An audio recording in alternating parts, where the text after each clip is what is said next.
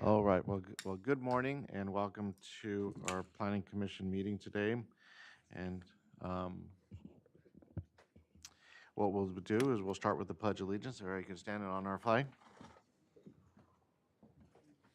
I pledge allegiance to the flag of the United States of America and to the republic for which it stands, one nation, under God, indivisible, with liberty and justice for all. Okay. Mr. Villalobos, if you can give the TV coverage announcement. Yes, thank you, Mr. Chair, and good morning to the Commission. Planning Commission hearings are televised live on County Santa Barbara Television, CSP TV, Channel 20 at 5 p.m. I'm sorry, I'm talking about the rebroadcast at 9 a.m. in the South Coast, Lompoc, San Ynez Valley, San Maria, and Arcot areas. Rebroadcast of Planning Commission hearings are on Fridays on CSP TV, Channel 20 at 5 p.m. Today's hearing will also be streamed live on the county's website and will be available for download in a day or two. Should I move on to roll call? Please do. Commissioner Cooney? Here. Commissioner Bradley? Here. Commissioner Park? Here. Commissioner Reed? Here. And Chair Martinez. Here. Thank you. Okay, now we'll move on to the agenda status report, and we have Mr. Briggs here. Commissioners, good morning. Good to see you. On today's agenda, you have 3 items. I understand that there's going to be some agenda management this morning. The first item, the appeal, which is the subject of that item, has been withdrawn. And I also understand that you're going to reorganize a couple of the items. Second item today is the appeal of Sierra Botanicals, which is a cannabis permit. And then item number 3 is a long-range planning item to be presented by Mr. Tuttle regarding ministerial review of housing projects. And that's just a briefing. Yes, and that what we were talking about, and I hope that I understand was communicated to staff, is that item number 3 will follow item number 1, and then item number 2 will be the last one. Okay. All righty. And with that, let's move on to the projection report, Mr. Briggs. Okay, launching into the projection report. The August 7th hearing, there were no items, so it's been canceled. On August 14th, we have 2 items. The Verizon Clark Avenue conditional use permit, and also an appeal of the Sentinel Peak Resources truck rack by SB Can. Moving on to August 28th. You're going to hear 4 items, including the Agricultural Enterprise Ordinance, Harwood Appeal of Channel Islands YMCA, TAT Ventures, which is an outdoor cannabis cultivation project, and the Perkins Place Mixed-Use Development Plan in Koyama. And then as of now, September 4th and 11th are both vacant. And then looking forward to September 25th, we've got a busy day. We have 4 items, including a report on the Strauss Wind Energy Adaptive Management Plan, an appeal of Laguna Blanca, SB 35 Coastal Zoning Ordinance Amendments, and outdoor lighting and sign ordinance amendments. And then on October 2nd, you have the Las Conchas homeowners appeal of a cannabis project. And agendas beyond October 2nd are vacant.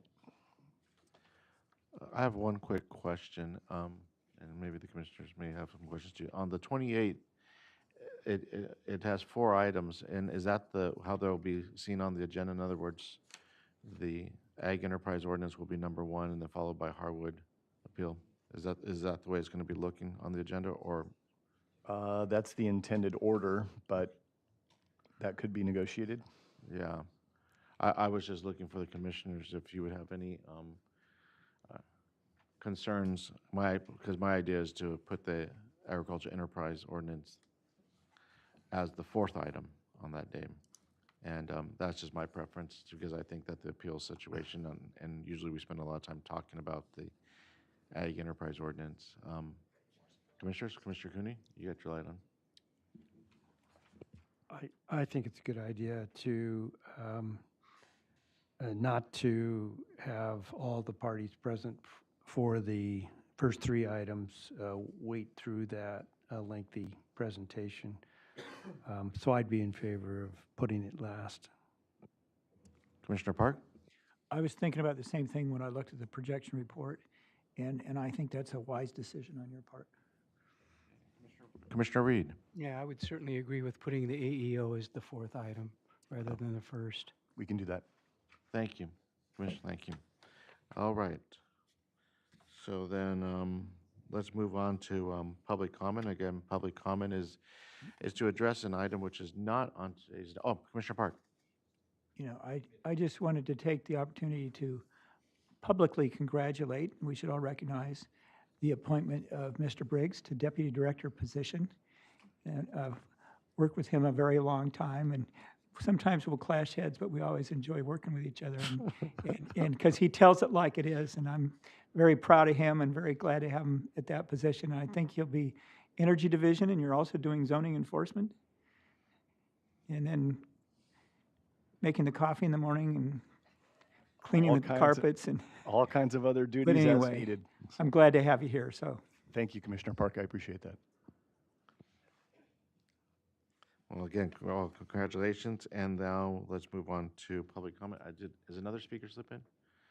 Well, anyways, either way, that's item 2, so we'll put that one over there. I'll pass this one over to Commissioner Riley. And again, this is an opportunity to speak about items which are not on today's agenda, and I only have one speaker slip. Do we have anyone on virtual? No. Okay. And this is limited to 3 minutes, and we have Diane Sandoval.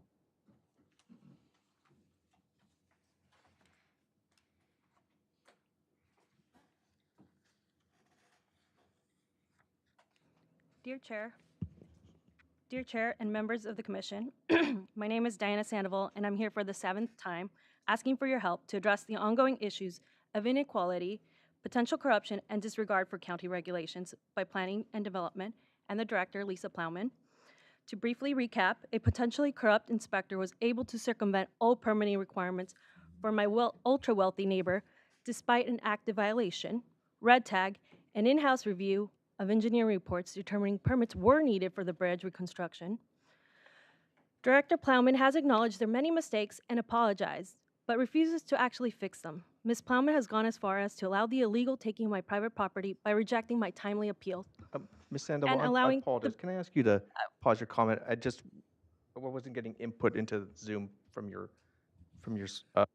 microphone. Just give us a second. Can we stop the timer then? Yeah, of course. I'll start it over. Can you just test your mic again? Hello? Can you hear me? Yeah, it's working now. I'm sorry. Go ahead. Okay. To briefly recap, a potentially corrupt inspector was able to circumvent all permitting requirements for my ultra-wealthy neighbor, despite an active violation, red tag, an in-house review of engineering reports determining permits were needed for the bridge reconstruction.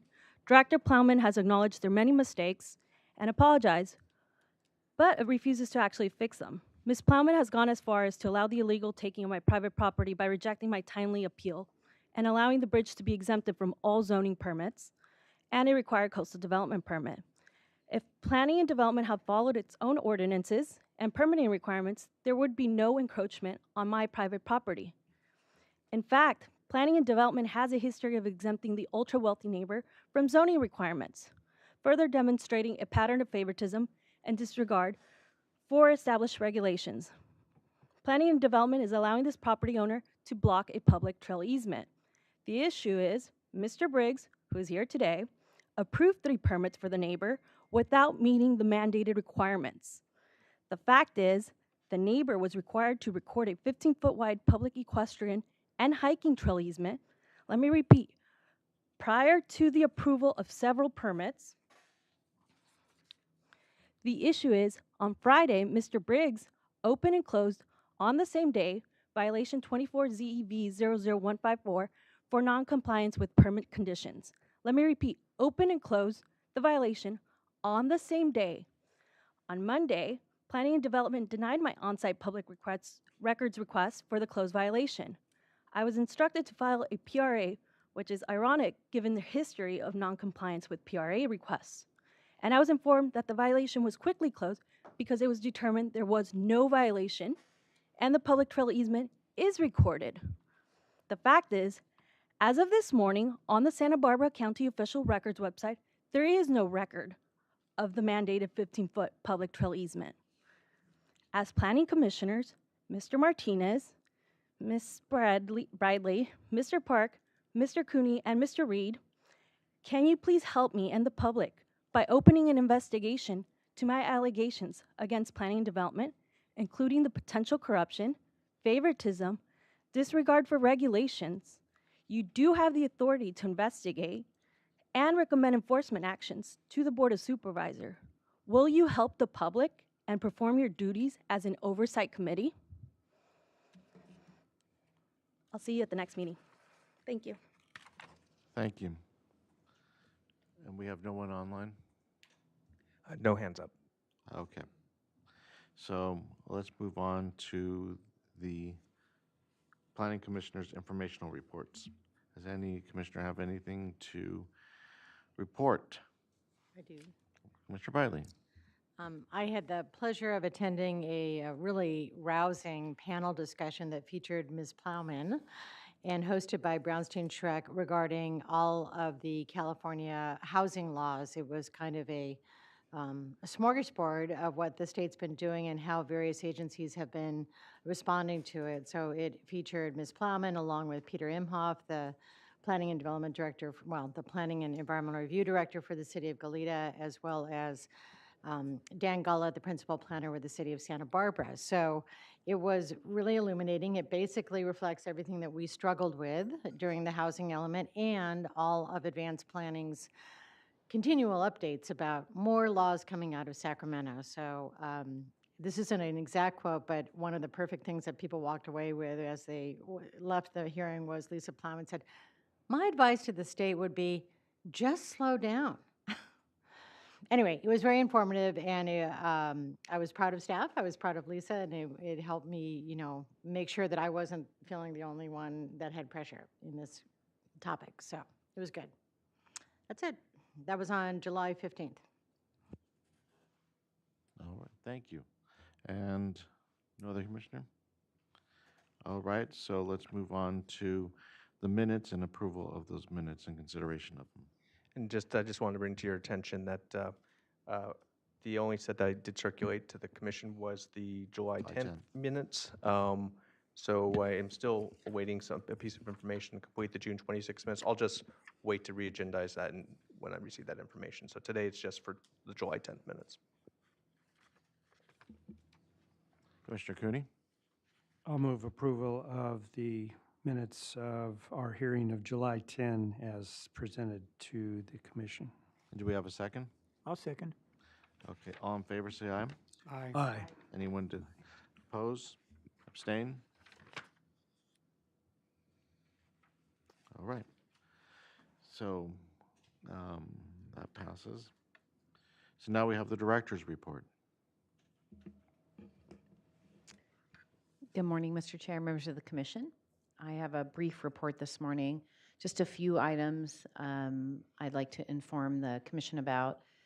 Long-range planning has been working on developing our tracking sheet for all of the implementing actions that came out of the housing element. There were 99 of them, some of which are under the review and responsibility of other departments, like Community Services Department.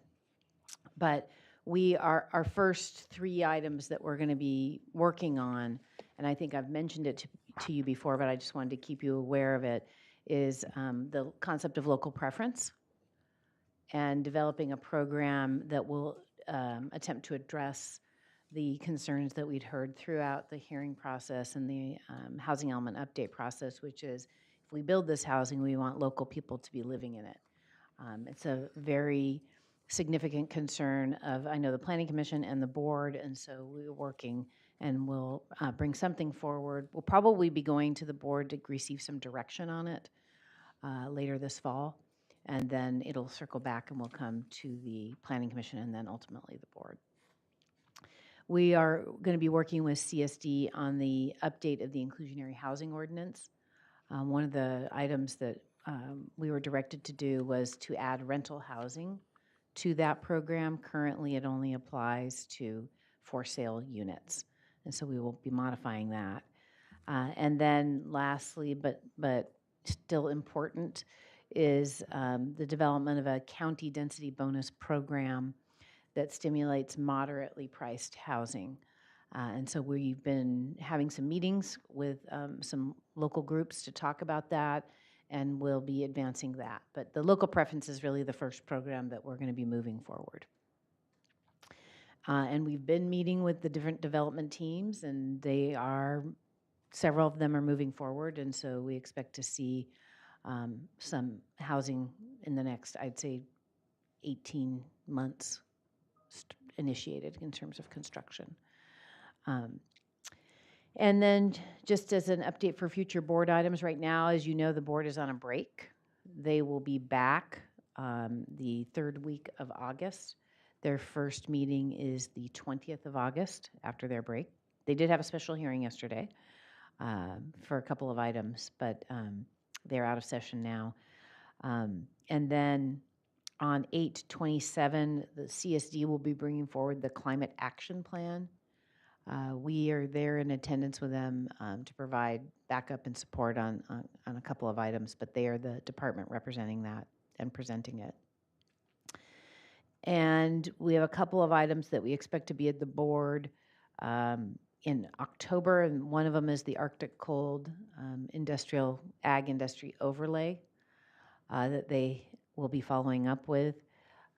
We're hoping that'll be in October 8th, and then Music Academy Appeal, which is a Montecito PC item, but some of you may be interested in that item. And that we are hoping will be on the 15th of October. And that's it. I'm happy to answer any questions. Commissioners? Commissioner Park? On local preference, and I'm kind of hearing from developers that's something they're talking about and thinking about, which is a good thing. It shows they really want to do it. And they're looking for ideas from wherever they can get them. And it sounds like you are too. It would help me if I had a very broad outline of what the concerns are about it. And maybe that needs to come from county council. And I'm sure it's hard for county council that's used to writing board letters that are confidential and very specific to, in fact, impart to us some knowledge of potential concerns that are broad and public. But if we somehow had that, an idea of what their concerns are about local preference, so I didn't have to imagine that myself, that would sure help me, and I think help some others that I've been talking to. Sure, I can talk with council about that. I can say in broad strokes, and this is probably something you already know, is there are fair housing laws that prohibit discrimination. So there are concerns that if you set up a local preference program that you would be, maybe your population is more homogeneous in a particular area, and so you're discriminating against potential minorities or whatnot. There are also, I believe, issues with people coming across state lines and moving into a community and the potential for preventing that with a local preference concept. So there's a number of issues that we've got to work through. I think on the South Coast we have a broad enough population in terms of ethnicity and a broad enough population in terms of economics and income levels, but there's still risk associated with local preference actions. Our housing authorities have successfully implemented them in some fashion. They haven't been challenged on them. And so, for instance, we have a Casa de las Fuentes, which is a affordable housing project that was built, I don't know, maybe 20 years ago. It's on the corner of Carrillo and Castillo. That is a downtown worker project. And so in order to qualify to live there, you have to work within a certain radius of that project so that there's no cars required and, you have limited impacts. So that project's been successful. We've seen the city of Santa Barbara implement a preference program for what we call the East Beach Collection, which is down on East Montecito Street on the east side of Santa Barbara. And that project was a very interesting project. I was actually involved in it when I was in the private sector. But essentially, it was a number of, the city was a participant in that they helped to rezone the property. The Santa Barbara Foundation was a participant. The Housing Authority was a participant. But essentially, there are, I think, 10 market rate units, and then the rest of the 36 to 42 units are upper moderate. And in order for you to buy one of the units, they were all for sale, at least one of the people on the title for those moderately priced units, restricted units, had to be an employee on the South Coast. And so that's been a successful program. So we're looking at all these different models. We've seen some communities in Colorado that have programs that seem to be functioning and working, but they tend to be related to projects where there is city money in the project. Yeah, there was government money in those projects too. So, but let me speak with council and we can talk about what we can provide to the Planning Commission about things that we just have to be aware of. And just so you know, I have been, for the last year and a half, I've been talking with the development community about programs and talking to them about a concept that we might be able to bring forward that that they're open to, right? They're not going to fight us on, because I think one of the places you would find the biggest opposition is the development community, and they would be the potential challenger to something like that. So we want to make sure we have a program that works. Commissioner Park, you're still up. It's something I've been thinking a lot about lately, and thinking about it in kind of related contexts, let's put it that way. And I think the issue of local preference actually goes beyond our housing element in that. And I think it might be useful for us to think about some of these issues when we're looking at other ordinances. In my neighborhood, approximately 1/10 of the housing now is owned by folks who are from out of town and do not occupy the houses. And frankly, 2 of them are illegal bed and breakfast operations and other commercial operations on residential properties. And it's rough when you're in a neighborhood and facing that, and you also look around and see that 10% of the housing supply in that neighborhood has been soaked up by people that don't intend to live there or ever live there. And so it does have an impact on housing, these little things, but in large multiples. And it has effect on neighborhoods in that someone that doesn't live there or intend to live there will commercialize things and take advantage of our ordinances. Our homestay ordinance was intended for grandmas to stay there by renting out a room. It was not intended to provide boutique hotels and other commercial operations. And so I'm just suggesting that as we look at other ordinances, either new ones like the AEO, people want to be sure that we're helping local agriculture, not necessarily providing opportunities for commercializing ag properties. That we kind of look at how we enforce things, how we do things, and think of local preference type issues, even though at first glance the AEO has nothing to do with the kind of housing issues we think about. And then also ordinances that are already in play, just how are they working out? So this will be a good subject to thrash through. Yeah, and I would just say that I think that it is a real problem. I mean, I know the city of Santa Barbara had, 6 or 7 years ago, there was a huge backlash in the city about VRBO and Airbnb units, and they clamped down on where they could be because of the housing stock was just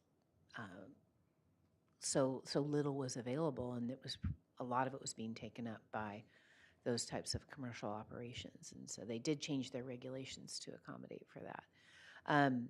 The other thing I wanted to mention is that there was talk during our housing element process about is there sort of a second home tax that could be levied on people who buy a second home here, and it's part of their property taxes, so they pay a higher property tax for that to raise some, as a source of funding for some affordable housing or whatnot. So that's a concept that is floating out there. And I know there's like the League of Women Voters and SB Can and, you know, those who are interested in advocating for affordable housing are talking about different sources of revenue since the loss of redevelopment. So I'll keep you apprised of that and how those things move forward.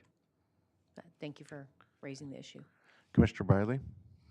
I also wanted to mention, and I know you know this, the Chamber of Commerce had their pretty brilliant way to do the workaround on the fair housing law of allowing developers or owners to work directly with employers as a master lease agreement. That would mean they're going kind of direct to the source of the employer, and then that employer would lease for 50 years, rental units, or possibly buy some, kind of inspired by the Westmont and the Westmont and Cottage. UCSB and Cottage, right? So I know that's also in the works. I mean, a slow start, they're doing it on the private sector, and I thought it was very encouraging. And a lot of our developers during the housing element talked about working with the chamber on that. So it's nice to see a broad spectrum of that. That was all I was going to add. Commissioner Cooney? I just comment, Mr. Chair, that I think the types of housing crafting, that is, who can come and live, is fraught with danger in terms of violating some of the most basic constitutional limitations about moving across state lines. And there have been efforts as long as there have been courts that will at least entertain that kind of action. But I can tell there's so much need and desire in this community to limit who could purchase, even who could come in and answer an advertisement and say, you know, I will pay not only what you're asking, but even more if you sell it to me. And if they have to say, well, do you live in Santa Barbara, that's going to be a problem for realtors and litigation certain. So it's just good to keep in mind, and you may be aware of cases that we can look at, as well as the agencies that are involved. Well, thank you. Does that conclude your that report? concludes it, Oh, okay. yes. Well, that's a big one, though. That's a mean, big one. That's a big I can't even remember that from law school. It was so big. So, okay, well, let's move into our standard agenda with item 1. Mr. Villalobos?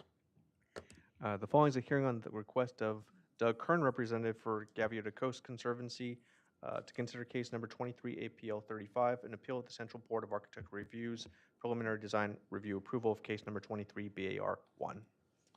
Okay, we do have in hand a memorandum from Planning and Development, but just to make sure I cross my T's and dot my I's, was there any ex-parte communications by the commissioners regarding this item? Commissioner Briley? I had a short communication from Beth Collins, representing the applicant in this case, about 3 days ago, just informing me that they had come to this agreement and we'd be considering it today. Thank you. And I see no other ex-parte communications. So my understanding is that this matter is being withdrawn. And so I'm taking it that we're going to take this off the agenda, and I take it we're going to have to do a motion to take it off the agenda then in light of this. is my understanding. Um, Correct me if I'm wrong. Staff has recommended motions in their memo. Yes, yeah. Okay, and so I'm going to ask one of the commissioners to make the motion if they're agreeable with it. Commissioner Park? Yes, I think it's my district. Sometimes I think everything controversial comes into my district. But I will make that motion to withdraw this item from the agenda. That's the motion we need, right? I think it's this one. Oh, Mr. Chair, don't forget about public comment. Oh, yes.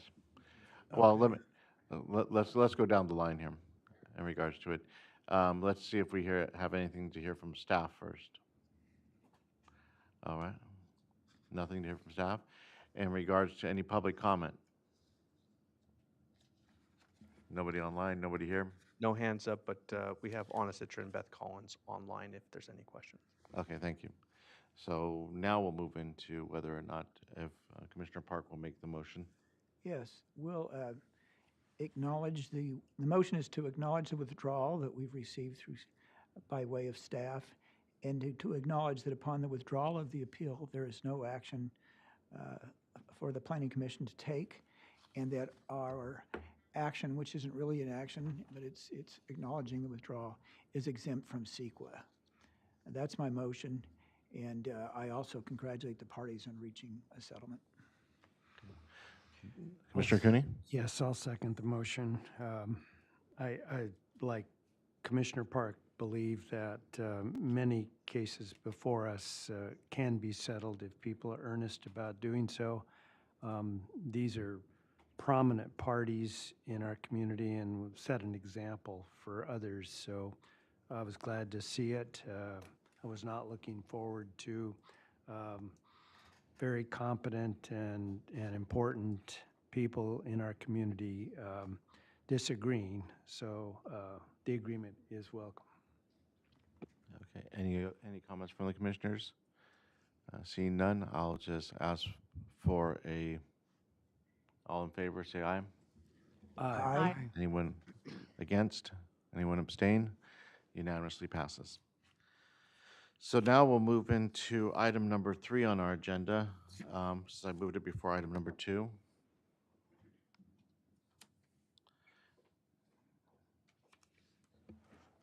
Thank you, Mr. Chair. The County Planning Commission will receive a briefing on the ministerial review of housing projects from long-range planning staff.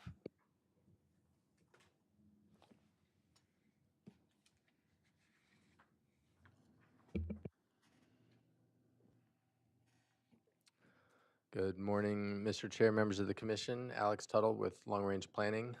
So we've been asked on a couple occasions to come to your commission and just provide an overview or briefing of, now that the housing element update has been adopted and the various sites have been rezoned, what next? What does that mean for future housing development?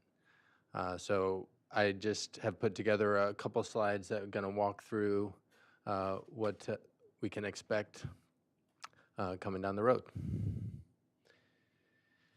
So we essentially have 2 types of projects that we will likely see. The first set of projects are those that are, as directed and mandated by the state, by right and subject to ministerial by right approval. Those are projects that are on sites that were rezoned by the board at densities of a minimum of 20 units per acre. In order to qualify as by right, you have to have a minimum of 16 units on your project, and there can't be any other discretionary actions associated with the project, such as a subdivision. So examples of projects that you're probably familiar with, that you heard through the rezone site selection process, that would likely fall under this category would be projects that are rental projects, like San Marcos Growers or Tatum would be a couple South Coast examples. And what we can expect with those is that the permit process is a zoning clearance. There's no formal public notice, there's no opportunity to appeal, so there's no formal public review. The projects have to comply with objective standards. That includes compliance with our objective design standards for multifamily housing that was adopted last year. But no Board of Architectural review, so no public forum for that. That said, we are in the process, because these are big projects, we are in the process of hiring an on-call architect that we can have at our disposal, local architect to help us review the projects for compliance with the design standards and use their expertise in accomplishing that. So that's in process. These projects would not be required to undergo any further CEQA review. They'd be covered by the programmatic EIR that was prepared as part of the housing element and rezones. But there are studies, they're not off the hook of preparing various applicable studies, including studies that are required as part of the mitigation measure program from the EIR. Things like traffic studies, bio studies where applicable, cultural resource investigations, things of that type. And they have to comply with the results of those studies where they require objective compliance. What we will likely run into, or where we might run into issues, as was described through the hearing process, is if a project runs up against, say, a site constraint that would prevent them from reaching and achieving their minimum densities that they're rezoned for. As long as they're complying with the objective standards, that's about as far as they would have to go. There might be situations where they would reduce their density in order to achieve compliance, but that would be up to the applicant in order to do that. Many of these projects will be using state density bonus due to their inclusion of lower income and affordable units, and they can use incentives and concessions and waivers from certain development standards to help them achieve their projects.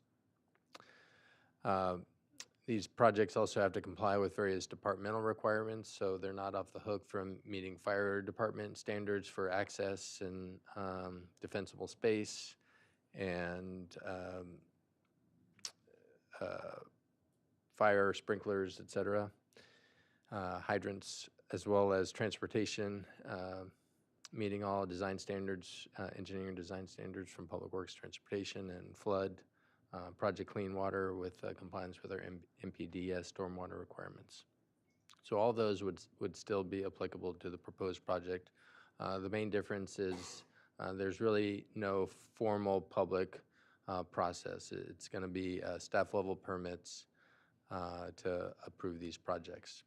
That said, the public is certainly able to come into the office, look at the plans, provide feedback and comment that we can forward along to the developer. But that's about as far as that goes. The other type of project is a project that might include some subdivision component. Those would likely be the projects that involve either full for sale component or a mix of rental and for sale.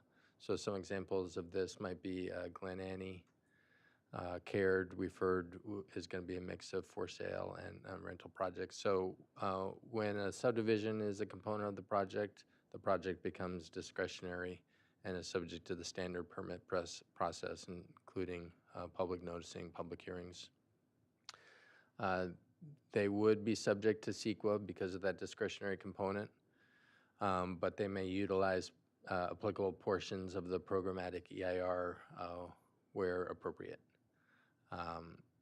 There might be, though, site-specific analysis, say for biological resources, that may need to supplement the work that was done with the programmatic EIR, since that was sort of broad in nature. They would still have to comply with all the mitigation measures of the EIR and prepare appropriate studies and comply with various applicable policies and standards of the code.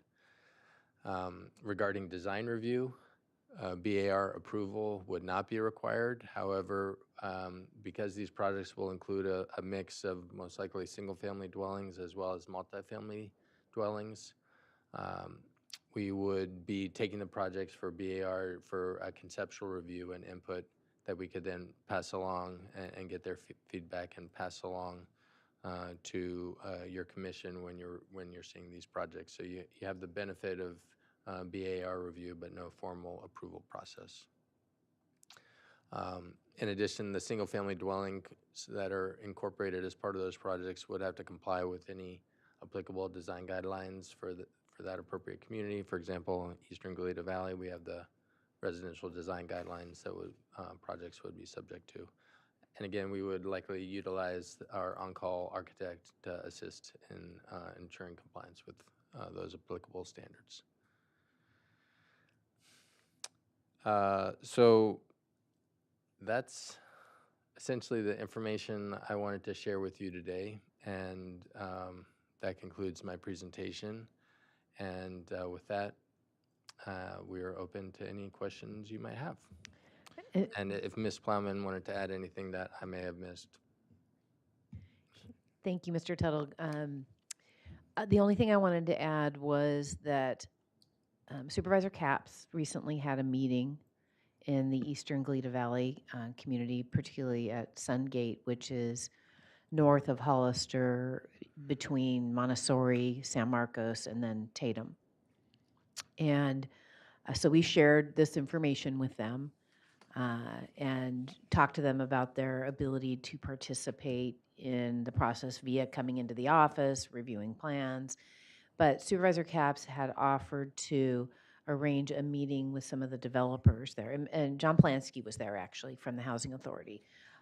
So she's working on that so that the developers can hear some of the concerns that the neighbors have to see if there's things they can work into their project or modify about their project that would be wouldn't be too cost prohibitive, but something that could address some of their concerns. And sort of one of the key concerns is, and this is sort of how things work in our process and how we're going to try and work through this with these ministerial projects, is we start talking to the San Marcos team about the concerns people have about San Marcos being the only in and out really for, or the primary in and out for San Marcos growers.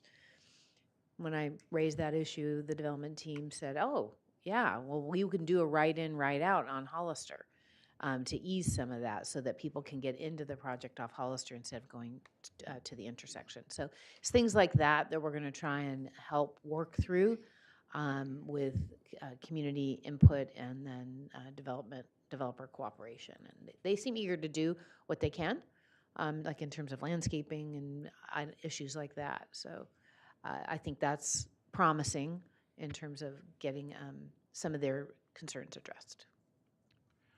Commissioner Park. Yes, I have two items I'd like to ask about. Preliminary, I want to thank you for making this presentation because I didn't even know, for example, that the for sale properties would require discretionary approval. So that's a nice thing to be able to pass on to constituents and things. So this is a really good presentation. But I have two specific things I want to talk about or ask about that I think are important. Could you go back to slide 3? First is the objective standards. None of these projects we're talking about are builder's remedy projects at this point.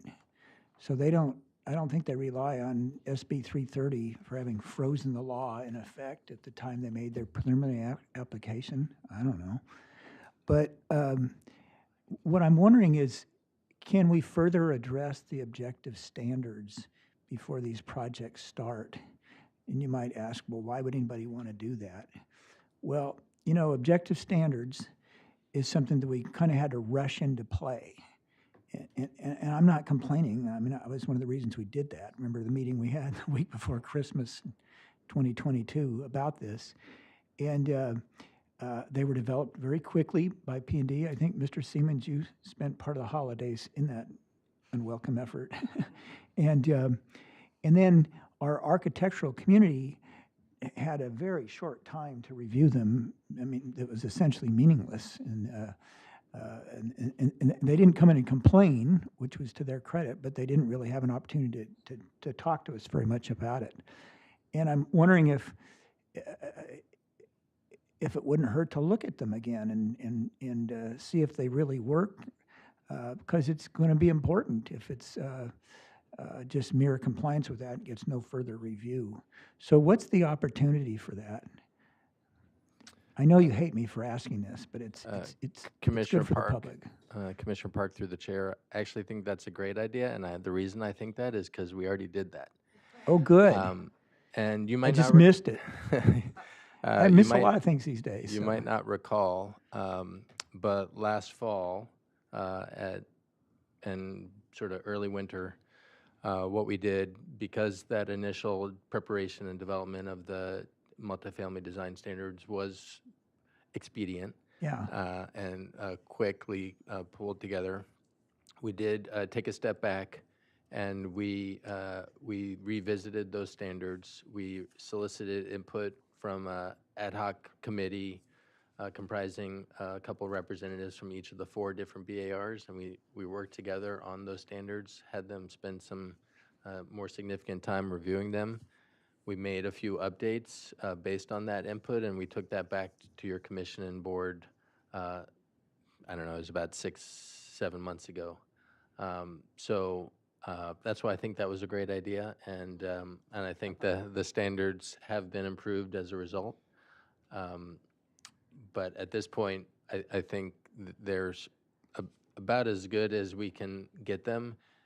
That's not to say once we see some projects come in and built and constructed pursuant to these standards that we can't make further tweaks down the road. But they're at a point now, at least, I think, where they're in pretty good shape. And like I said, we will be using on-call architects to support us in reviewing projects. The one other thing I wanted to mention, you asked about SB 330. So you're right that these projects are not builder's remedy. However, builder's remedy and SB 330 are 2 different things. A project can take advantage of SB 330 and still be a ministerial by right approval. So in fact, we are seeing that with some of these projects, is that they are holding on to their SB 330 application as they move through the approval process, or for some new projects coming in, they'll be submitting SB 330, and that still sort of locks them into current standards. And that would include the objective design standards. And that would include the objective design standards. So by right ministerial approval and SB 330 are not mutually exclusive. Commissioners, I just want to add a few more things too. Thanks, Alex. I saw a glimmer of excitement on the discretionary permit, and I feel like we should put a little asterisk on there, because it's important to understand that even though they're getting a discretionary permit, these are going to be Housing Accountability Act projects. And so they're only subject to objective design standard review and objective zone standard review. And the ability to not approve them, even with the discretionary permit, is very limited. And so I think that's important to clarify. And then and we talk about the objective standards too. There's those designed ones that were approved, but we also, projects have to meet all objective policies or standards in a zone or in the comprehensive plan that are applicable. So they're kind of 2 sets of objective standards that they need to meet. You know, we're now changing subjects, but I want to address them both. So first, with objective design standards, I think that was a wonderful thing that happened that I must have forgotten about in the fall, and it elucidated the comments of the professional community, design community, and then further attention by our professionals in P&D. I don't think it's something that the public understood very well, and I think the public in general has been, amazed at the rapidity of the housing element adoption and the massive changes it might have. And so if the public's aware that further changes in the design standards may be possible, then it's something they'll want to think about. And leaving that subject, but going to what you just talked about, discretionary review, again, one thing that made this massive pill easier to swallow for the public and the housing element was you'll get another crack at some things at some point. And and we'll use an example. We know that Glen Annie will have some discretionary approvals involved because it is a subdivision and it will have for sale. Major issue at Glen Annie is improvement of intersections nearby and traffic. And so that's if we can provide hope to the public that they can comment on it and have some involvement, and I know the Glen Annie developers want to participate, then that's a really good thing for the public not wanting to hang us all in a few years. I'd just like to add two things, just to add on to what Mr. Seawards was saying. So the provisions in which we can deny these Housing Accountability Acts really come down to public health and safety. That's, if we have a public health and safety issue, then that's where we can apply the commission's discretion. Will traffic be in play under those? It really depends. Most issues around traffic and transportation don't tend to be public health and safety related. But if there were something, then we could address that. But I think I feel confident that we will have a solution that we will work through with the city of Goleta and the developer for the Glen Annie intersection. I mean, it's That'd be clear that needs to be addressed, and everybody is on board with making sure that happens. The other thing I wanted to mention was, we have been using those objective design standards. We had supportive housing projects that were subject to them. So from the time of adoption, when we move through that process very quickly, we've had to apply them. And so we've learned about them throughout this time frame, and which I think helped with the changes that were made in the fall.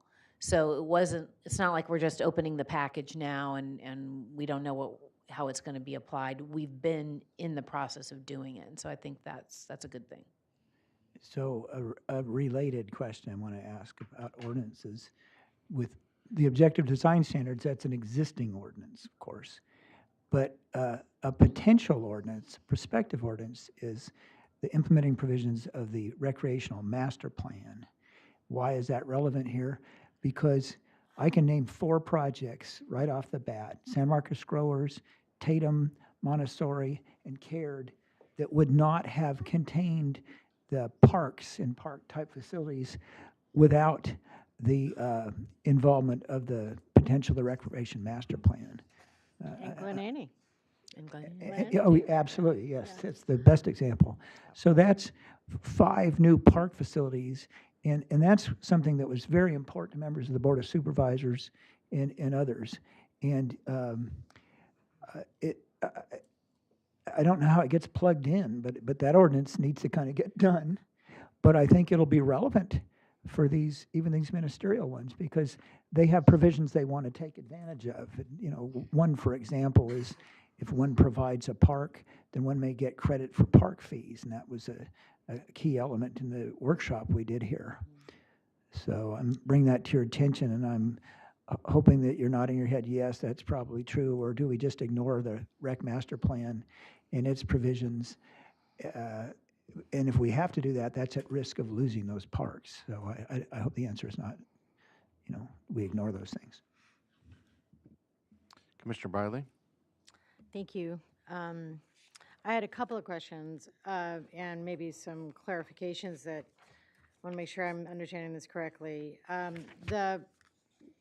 Tuttle, you said on the no CEQA for these cases, but they would have to do possibly site-specific studies like biostudies or cultural resources, because that wasn't analyzed in the programmatic EIR to the extent that it covered CEQA for each site.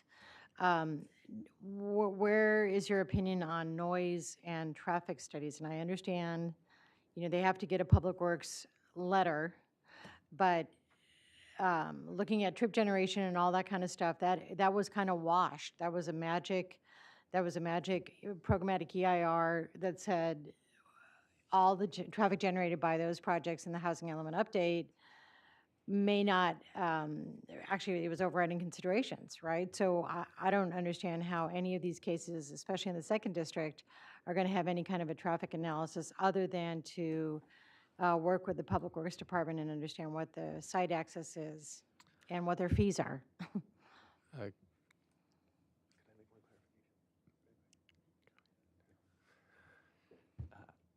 Commissioner Bridley, through the chair, if I may. Yes. I just want to clarify the CEQA statement on the 2 slides.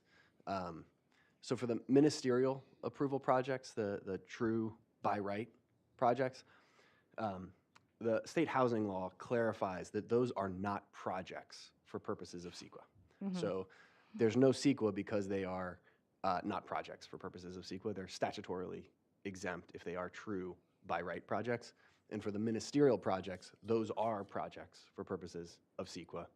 And Mr. Tuttle will address what site-specific analysis is needed for those, but that's the difference between the ministerial true by right projects and the projects that have a discretionary component. Okay, So, Commissioner Bradley, through the chair, let me tackle your direct question. Let's be rest assured that there will be traffic studies for the projects that are large enough to warrant a traffic study, which will be most, if not all of them. And we get there through a couple different ways. The first is the EIR identified various mitigation measures that all projects have to comply with. Those mitigation measures include such things as preparing a biological resource evaluation and complying with any recommendations or mitigations that come out of that analysis. Same with cultural resource investigations, noise studies where appropriate, things of that nature. In addition, as you know, from a CEQA standpoint, it's all VMTs. There's no more analysis of level of service in a CEQA document. So there was, when you talk about overriding considerations and impacts from a CEQA standpoint with regard to traffic, that was focused on VMTs.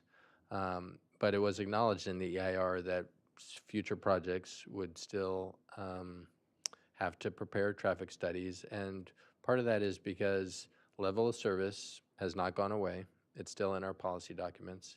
That is an objective standard. So projects would have to still go through the normal public works process of doing a traffic analysis, evaluating level of service with and without the project. And as was discussed through the hearings, where improvements are identified in order to offset a project's contribution to, say, a roadway or intersection to maintain that level of service, we would Public Works works with the developer to identify, and the traffic consultant to identify those improvements and construct them where possible. What we might run into is situations where a project, there may not be an improvement available to fully offset a project's contribution to that intersection, just because of limited capacity, limited right-of-way. And that doesn't mean they're off the hook entirely. They do what's feasible to minimize and offset their impacts to reach that level of service standard. But we might find a situation where a project is not able to fully offset. And in those cases, that's where we come back to Housing Accountability Act. Unless it's on the basis, unless there's a public health or safety impact, we can't use that as a basis for denial. So, or a basis to require a project to reduce their density or their number of units, unless there's a public health and safety standpoint. So yes, they will be doing traffic studies. Yes, improvements will be made consistent with public works standards. But I just want to acknowledge, as we did at the board, that we might run into situations where a project's not able to fully offset their impacts to an intersection or roadway. Can I have a follow-up with that. So one of the reasons why the policy documents still have LOS is because the board did not include the circulation element amendment that was recommended by staff. So I'm very proud of the board for doing that. I wasn't brave enough to do it at our planning commission meetings, and I should have, frankly, because I hold on to those LOS because that's what people relate to. So I understand that we're all in the world of VMTs under CEQA, but in that situation that you just described, how, I mean, could a process be that someone actually ends up having an LOS problem and then they do an addendum to the programmatic EIR so that the decision makers could do overriding considerations? But that doesn't apply when it's a policy inconsistency, right? So how do you deal with the policy? Commissioner Bradley, through the chair, back to Brian's comment, for the ministerial by right projects, they are not subject to CEQA. There will be no further environmental review. They are statutorily exempt regardless of the outcome. For those projects that involve a discretionary component, they are subject to CEQA. What that CEQA looks like will depend on the project. They'll be able to rely in part on the programmatic EIR, but there will likely be some site-specific analysis. But again, from a CEQA perspective, level of service does not exist. So that's a policy issue. And we are hamstrung by Housing Accountability Act in terms of we are unable and prohibited from denying a project or requiring a project to reduce its density for failure to meet a level of service, unless there's a public health or safety component or basis for that. So we might find a situation where a project, there will be a reduction in level of service. A project will basically, working with Public Works and working with the City of Goleta for those areas, for those projects that are sort of adjacent or within proximity to their jurisdiction, identify feasible improvements that will assist and help. But as I mentioned, for some of those intersections, we're limited in what can be done. Now, I want to return back to one of the fundamental criteria that was used in identifying these rezone sites that I think is worth just emphasizing, which is a lot of these sites were selected because of their proximity to jobs, commercial services, schools, parks, et cetera. So while there will be an increase in population, it's taking the place of people that are living in Ventura or Oxnard or Camarillo and driving into those jobs. So yes, there will be a shift and a change, but the hope is that people will now be able to live where they work.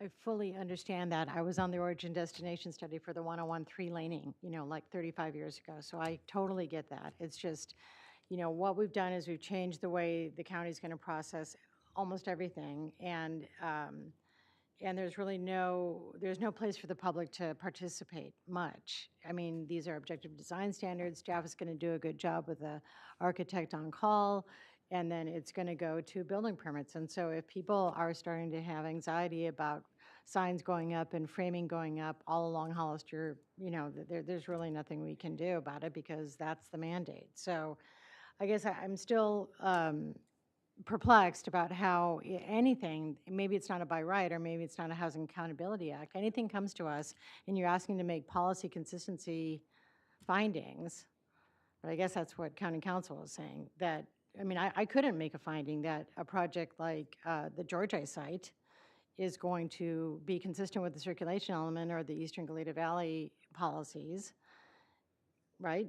Because it's going to have a whole lot of units and it's going to overload the system along with everything else. So what do we do? If there's a policy inconsistency, we just don't approve that case or I don't vote for it? Do you understand my dilemma here? Well, the policy analysis is, I would say, framed or bookended by state housing law, which is that if you find yourself in a situation where a project may not be able to fully comply to the full extent with a policy, it's maximum extent feasible while still being able to accomplish the project objectives in terms of the number of units and project density, especially on sites that have gone through the rezone process.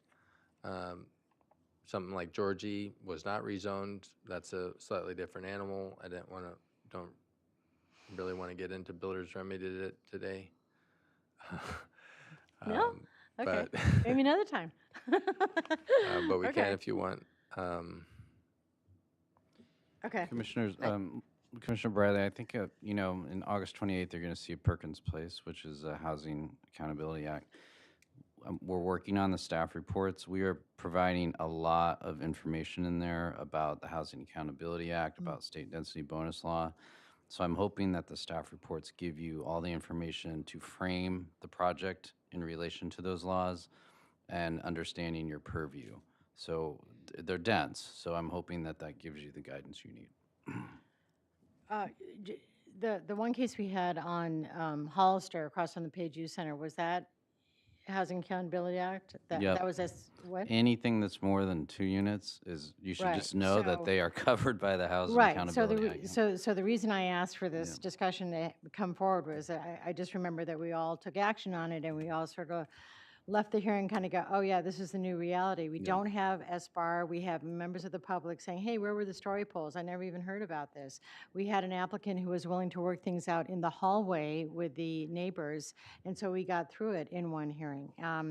But that was just a little tiny thing compared to what's coming down the pike. So I really appreciate staff's work in bringing it to us and fielding these questions because it's a new reality. Thank you, I'm done.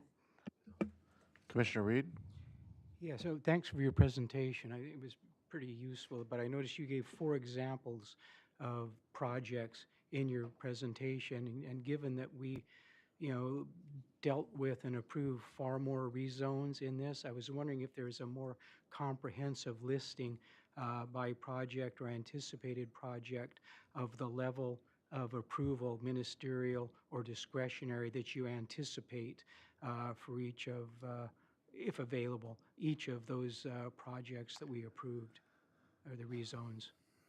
And you're thinking about all the North County projects. we Commissioner discussed. Reed, A great many more in the south, but in particular, I'm thinking North County, but something that the public could look at, or even we could look at if things have gotten to that stage where we could anticipate what level of approval will be in effect.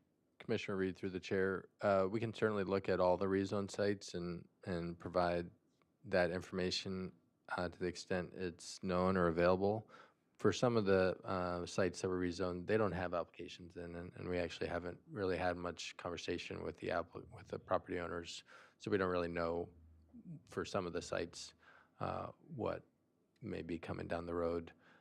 For others, where we have had conversations or where they already had a pending application in, we do know. So we can provide the information as best it's known at this point. Great, well, I'd appreciate that. And I'm sure a lot of members of the public would as well, so thank you. And one other thing, sorry, going back to Commissioner Bradley's questions about circulation, I did want to mention that we have recently undertaken or initiated updates to the circulation element. And it's a multi-year effort, but part of that will be looking globally, countywide, at level of service standards for roadways and intersections, and sort of regional improvements that can be made, and taking into account all the actions that were done with the rezones and what the future population will look like in the different areas of the county. And so as part of that effort, we do anticipate that there will be discussions about our current level of service criteria and standards, and maybe resetting that bar so that people have reasonable expectations moving into the future. The level of service C, which is sort of the county standard that we've had in place for 40-ish years, that might no longer be a reasonable, achievable target in a lot of situations. Some communities, Montecito, for example, has a level of service B that also may need to be reevaluated. So without indicating where we might land, I just want to recognize that that will be an opportunity to look at things comprehensively as opposed to a project-by-project basis, and really understand kind of what the current conditions are and what's reasonable to expect moving forward. Commissioner Cooney.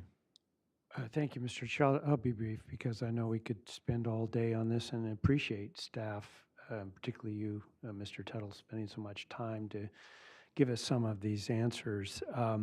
Back to your beginning slide, you mentioned compliance with departmental, well, maybe you just had it up, but departmental requirements. And I've got fire on my mind all the time now. It's the summer. We've got half the state burning up north, and we have recent history of massive fires and very damaging fires right in our community. And I think to the extent we approve development, we should keep the important factor in mind that additional homes and access to those homes needs to be a part of our approval. Now, maybe it won't be, but I was trying to envision a project in the hills behind me, which have burned in the Thomas Fire, and before that, what, as a member of the public, am I just in the dark as to hearing or the action of the fire departments to approve a lengthy access road to get to that proposed development? Is there any appeal through the fire department approval process? Is there any hope for the public to be able to be heard on what we're doing? Commissioner Cooney, through the chair, I wouldn't say the public is just left in the dark. What I would say is there's no necessarily public forum that will be provided, but that doesn't mean that interested members of the public, neighbors, et cetera, can't contact the department, contact the county staff, have conversations with the developer on these types of important issues. There's no appeal process, because, but I want to make it clear that the fire department has their development standards that they apply to all projects. They have access requirements, including for larger projects required for secondary access. They have fire hydrant requirements, sprinklers, et cetera, defensible space. A project has to comply with all of those standards. That is a public health and safety issue, and so there's not going to be a lot of wiggle room on those or compromises there. Same with flood control requirements, Project Clean Water. All those are objective standards that these projects will continue to be subject to. Commissioner Cooney, in addition, thanks, Alex. If you're speaking of one individual home, that is not covered by the Housing Accountability Act. And so there is the normal permit and public hearing process for a lot of those houses. So I think I know which one you're talking about. And that one, the public, there's placards, people can comment. We're even doing secret review on some of these that are way up in the hills. So it's a different scenario than what we're talking about for these multifamily housing element projects. The single family homes, kind of the same story that we've always done. So we're not ready to dissolve the planning commission. That's correct. Yeah, you'll still You're have not your. off the hook. Thank you. Commissioner Park. Yes, I want to make some, what are closing comments for me anyway.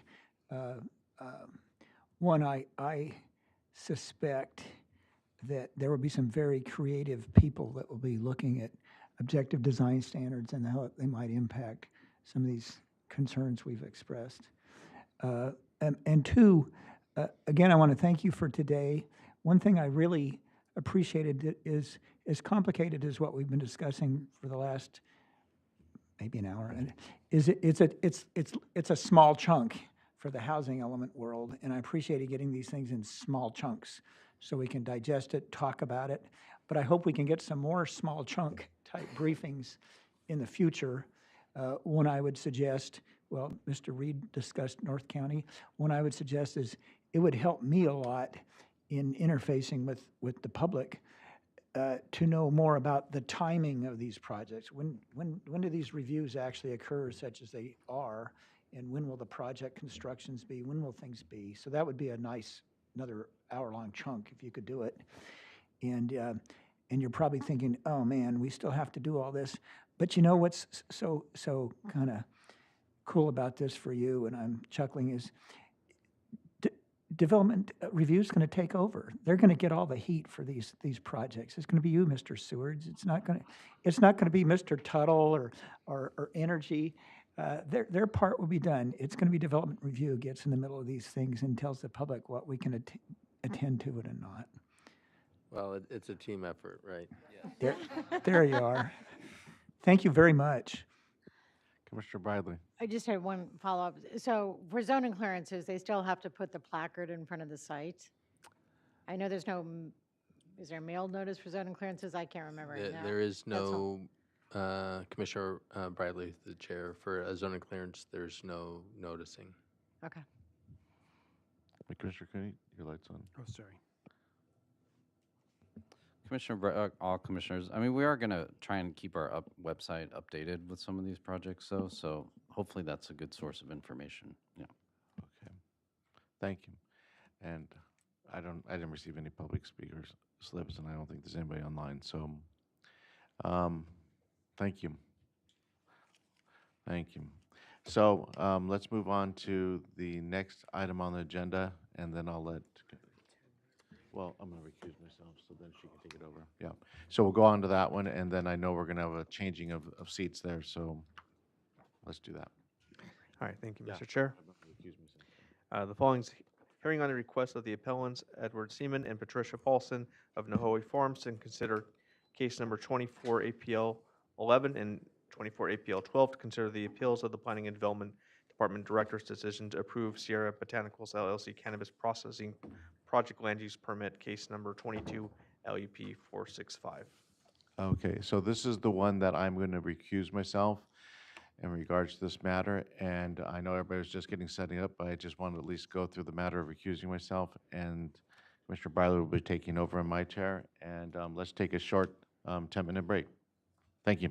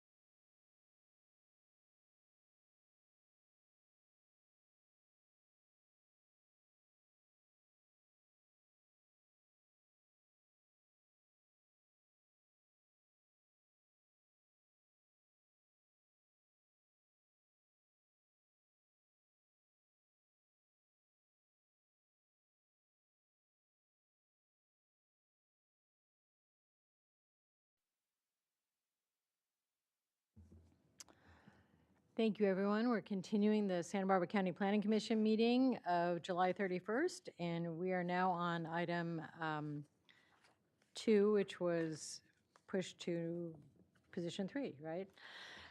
So with that, Mr. Villalobos, can you read that into the record?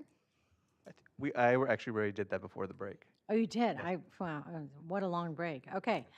Then at this point, we're going to ask for ex parte communications, correct? And site visit disclosures? Commissioner Reed?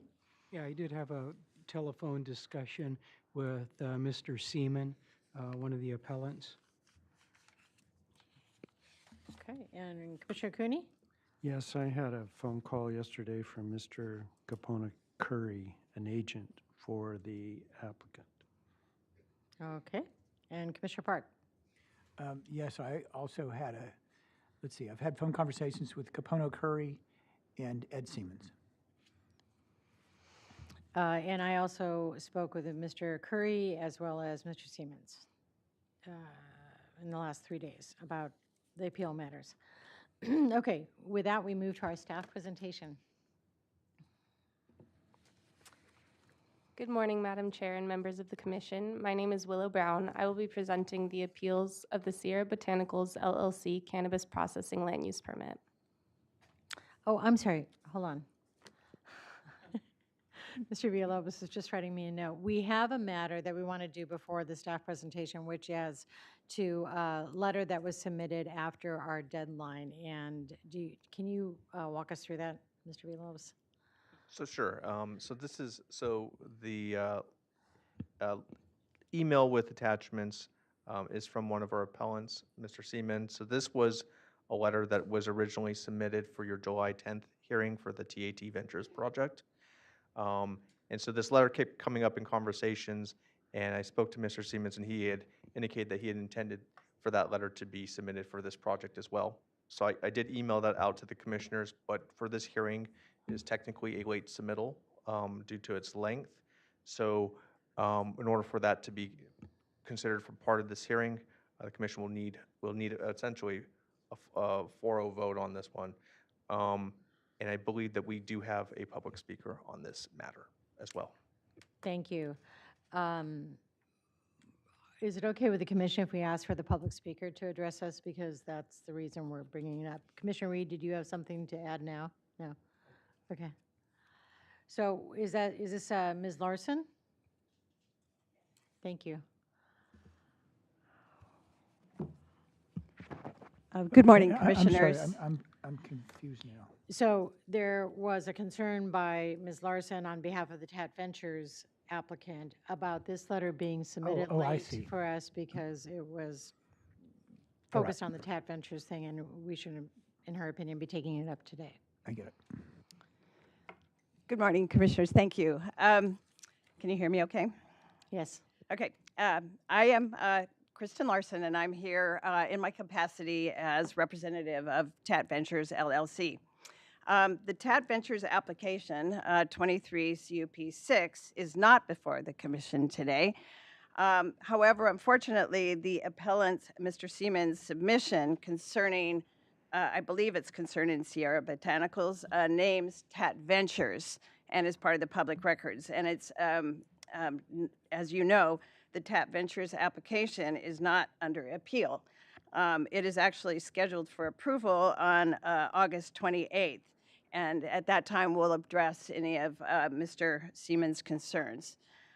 So I just want the record to reflect that it was not appropriate for a document naming my client to be placed in the public record and is potentially prejudicial to my client. Thus, you know, and I'm sure that you know, it would not be proper to make any findings applicable to TAT Ventures this morning. And I wanted the record to reflect that.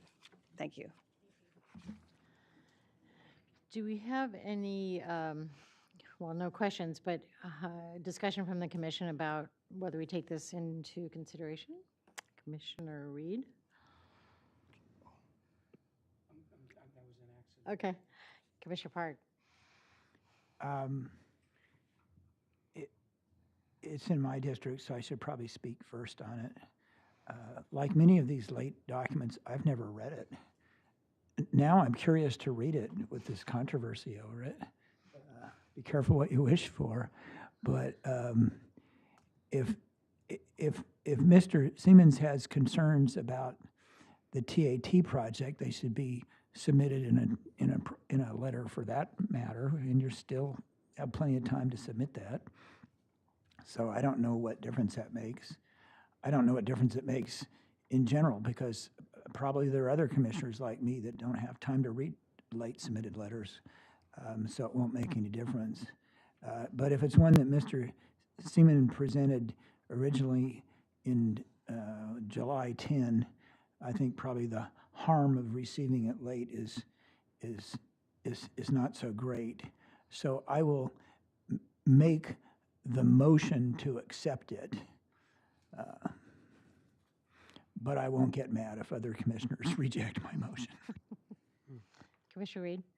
Sure, I had actually talked to Mr. Seaman about this item, which he said he had previously sent, thought he had resent, because some of the photos and things are relevant to this discussion. And so I knew he was going to send that in. And it's certainly, the fact that it referenced the TAT project has absolutely no relevance or effect, in my opinion, of that. So in my estimate, at least so far as I'm concerned, absolutely no possibility of being prejudicial with respect to the TAT. So I did find some of the photos, though, useful in looking at what's before us today. So I would recommend accepting it. I would go along with Commissioner Park's motion. Okay. Commissioner Cooney? I did read the letter, and took it into account, but I have very strong prejudice against late submittals for any reason without regard to content. So I have to stick to that. I'm not going to vote to let the letter in at this time. Okay, so I also read the letter, and I had an extensive conversation with Mr. Siemens, and I appreciate Ms. Larson's concerns, but honestly, we get public comment that cross-references cases all the time, so I don't think it's going to be prejudicial as well. So I would vote to accept it. So you want to restate your motion so we get a second? Oh, but go ahead, just go through the motion. Move to accept the letter from Mr. Siemens. Move to accept the letter from Mr. Siemens. I'll second. Thank you. Want to do a roll call on that? Commissioner Cooney, No. Commissioner Park, Aye. Commissioner Reed, Aye. and Chair Briley. Aye. I believe that motion still fails. It does fail. Okay, but we went through the process. All right, thank you. Now, that rousing introduction, let's hear what staff's presentation is. Thank you. Good morning, Madam Chair and members of the Commission. I will be presenting the appeals of the Sierra Botanicals LLC Cannabis Processing Land Use Permit. The 4.71 acre subject property is zoned Ag 240 and is located at 1999 Highway 101 in the Buellton area, 3rd Supervisorial District. The property is located adjacent to Nahoe Farms, an approved outdoor cannabis cultivation operation, which is not currently operating, and TAT Ventures LLC, a proposed cannabis cultivation operation. The barn, which will be used for processing, is outlined in red. Here is a site plan for the proposed project. The project only requires a land use permit because in the ordinance updates adopted by the Board of Supervisors in January 2023, processing activities added to an existing approved cannabis cultivation operation are allowed with the land use permit. The previous land use permit, issued in 2019, approved outdoor cannabis cultivation, mixed light cannabis cultivation in hoop structures, 3 shipping containers for storage, and the use of the barn for nursery operations, agricultural support activities, and storage. The proposed project is a request to allow cannabis processing in the existing barn and 2 existing shipping containers, outlined in red on the site plan. The barn and shipping containers will be equipped with carbon scrubbers for odor abatement. Up to 10 employees will be employed for processing. Structural development consists of a windscreen outlined in orange, shade structure outlined in blue, and additional fencing outlined in green on the site plan. Cannabis processing will occur from March to December, and hours of operation will be from 6 a.m. to 6:30 p.m. This is the proposed floor plan for the barn. There will be 3 processing rooms. Finished cannabis product will be kept in a secure storage area if kept overnight. Chest freezers will be used to store product while awaiting transport pickup. The barn is fully enclosed and will have carbon scrubbers installed for odor abatement. The appellants filed 2 appeals of the director's approval of the LUP application. The first appeal raised 3 issue items. The first appeal issue is that the original approved LUP for cannabis cultivation showed a different water source than the current LUP application for processing. The LUP for cultivation showed a well called the Wishing Well as their water source, which is not shown on the plans for processing. They state the amount of water as well as water source are unknown. The well shown as the Wishing Well is located on the adjacent property and is capped. This well is not used for the existing cultivation or the proposed project. The applicant's water source is shown as well number 2 on the project plans. The applicant submitted a pump report showing that the well is able to produce sufficient water for the operation. The project will not result in a significant increase in water use, as water is not required for processing activities, and additional water use is limited to 1 additional bathroom in the barn. The second appeal issue is that the effect of wind-blown odor will impact the UPIC farm operations. The project is fully compliant with the LUDC requirements for odor abatement. All processing will be located within fully enclosed structures that will have carbon scrubbers installed. Doorways to drying and trimming spaces will be kept shut when they are not in use, and doorways will be weather stripped. The project is conditioned to require compliance monitoring staff to ensure the odor control technology is installed and operated in compliance with the approved project. The third appeal issue is that the project could cause lower asset values for Restoration Oaks Ranch as well as their agritourism neighbors due to the increased presence of cannabis in the Nahoe Creek corridor. There are no policies or regulations related to the impact of cannabis on property values, and there is no evidence the project will lower adjacent property values. Additionally, the project does not include any increased areas of cannabis cultivation. It is solely for processing within existing enclosed structures on site. The project is consistent with all applicable regulations, policies, and development standards from the Comprehensive Plan and the LUDC. The second appeal of the director's decision to approve the LUP application raised 6 issue items. The first appeal issue is that Sierra Botanicals has been growing cannabis up to the property line without a setback. The existing cultivation approved in 2019 is legal nonconforming because the ordinance in effect when the permit was approved did not require setbacks for cannabis cultivation. Additionally, the existing cultivation acreage is not being changed under this LUP and is therefore not part of the project and not subject to appeal.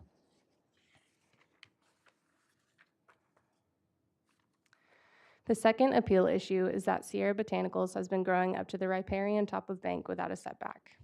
Similar to the last appeal issue, the existing cultivation is not subject to appeal. The approved plans for the cannabis cultivation show the area 100 feet from the top of bank of Nahoe Creek, and there are no violations regarding the cultivation area on the subject property. Processing will occur within existing approved structures. Structural development associated with the project is limited to a windscreen, additional fencing, and shade structure, which will be located over 100 feet from the top of bank, consistent with all requirements. The third appeal issue is that the applicant has not shown that they have an adequate water source to serve the operation and that there is no access to the applicant's well.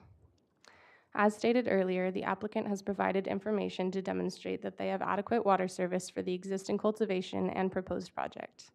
The project will result in an insignificant increase in water use, and the pump report submitted concluded that the applicant's well is capable of providing adequate water service for the operation without impact to Nahoe Creek.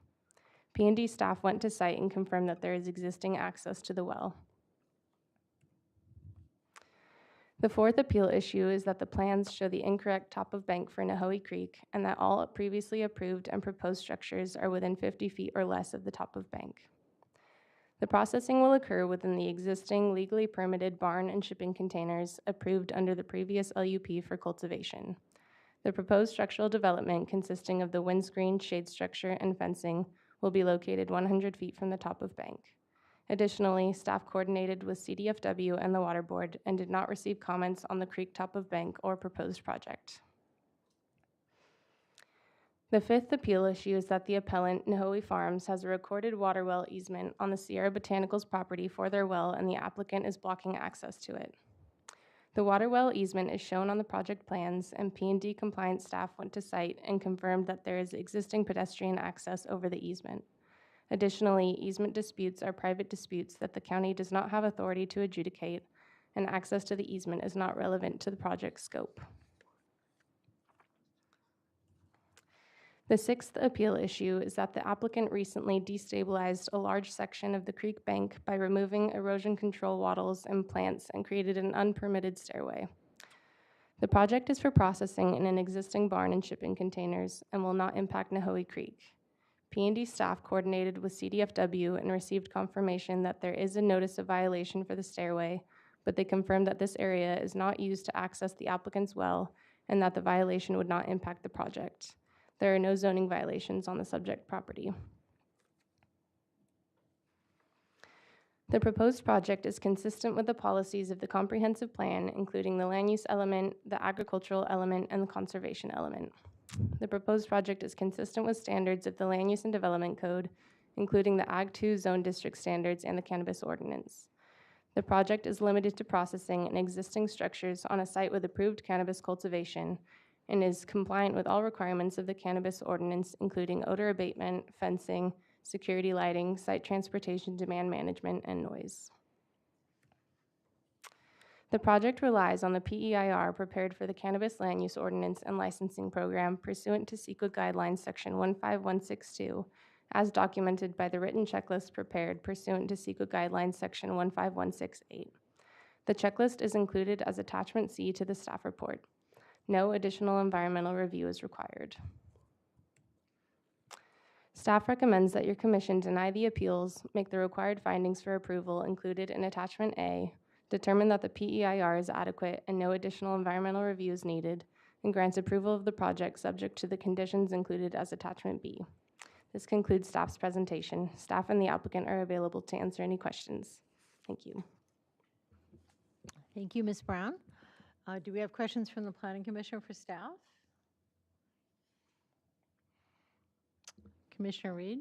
Yeah, I have one question. If you look at page 14 of your presentation, policy consistency and LUDC compliance, down cannabis ordinance, last bullet point says, and this and agrees with the cannabis ordinance, I just want to confirm my understanding. It says minimization of cannabis odors.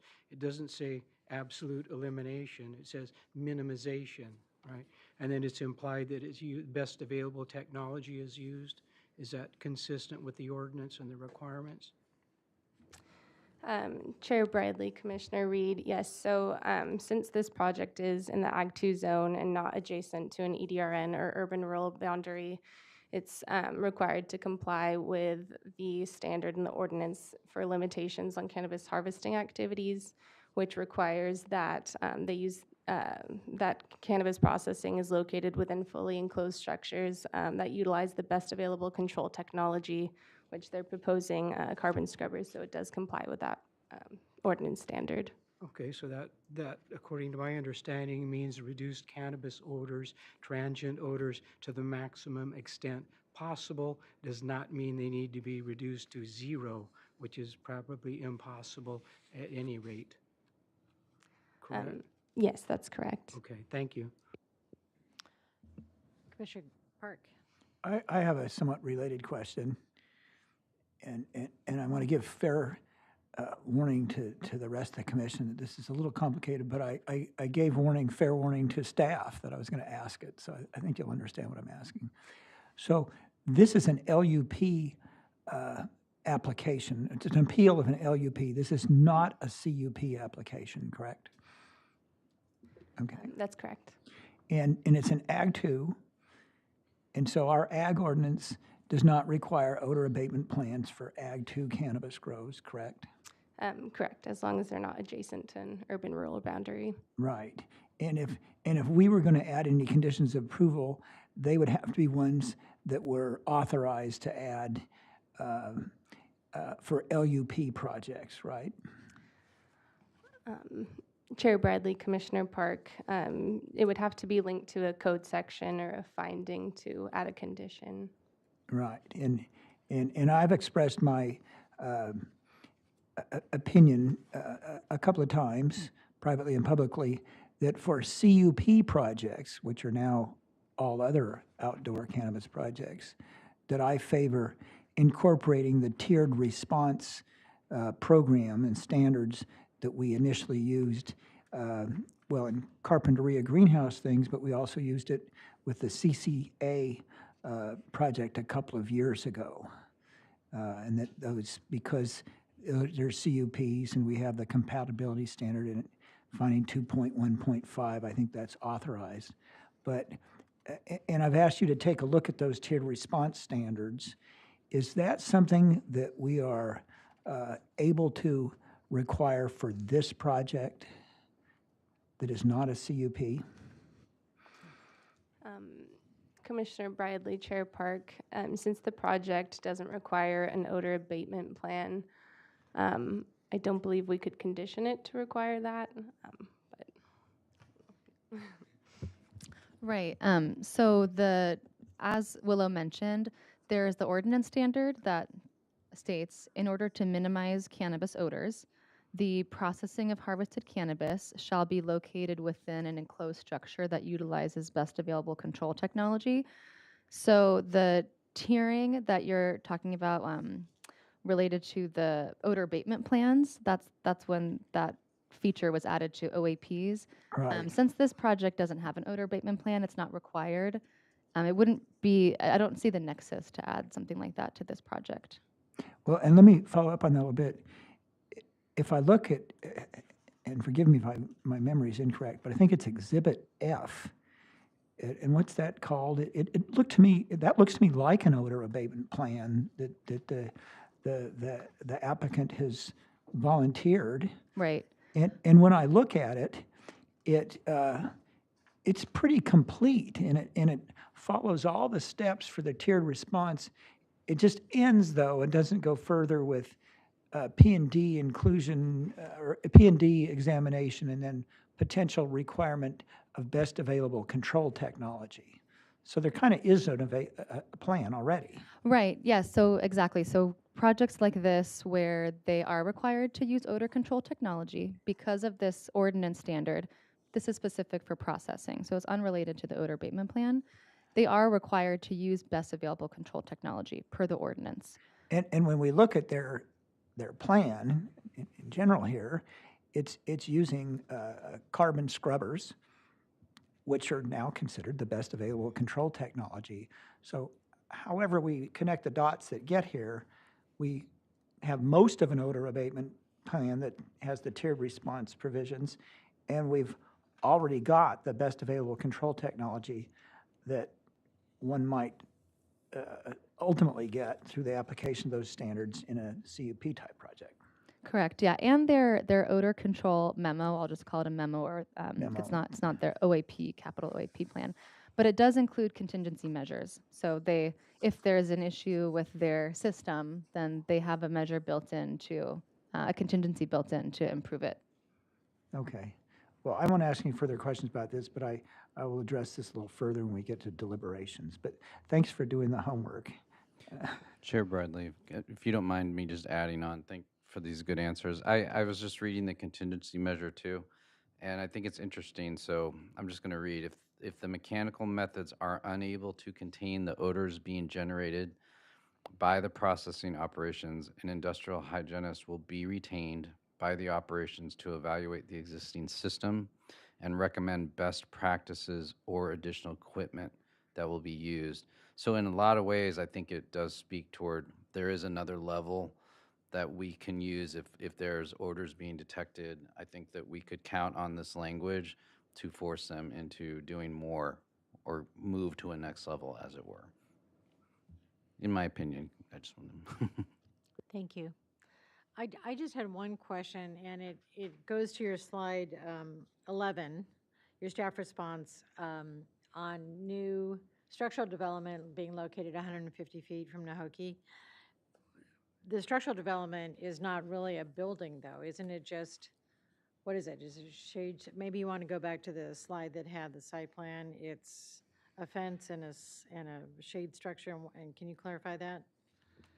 Chair Bradley, yes, so there's the orange is the windscreen that's proposed, and there's a little blue square that's a 7-foot by 7-foot shade structure next to the proposed, or the existing storage containers, and then the green is just additional fencing around the manager's residence.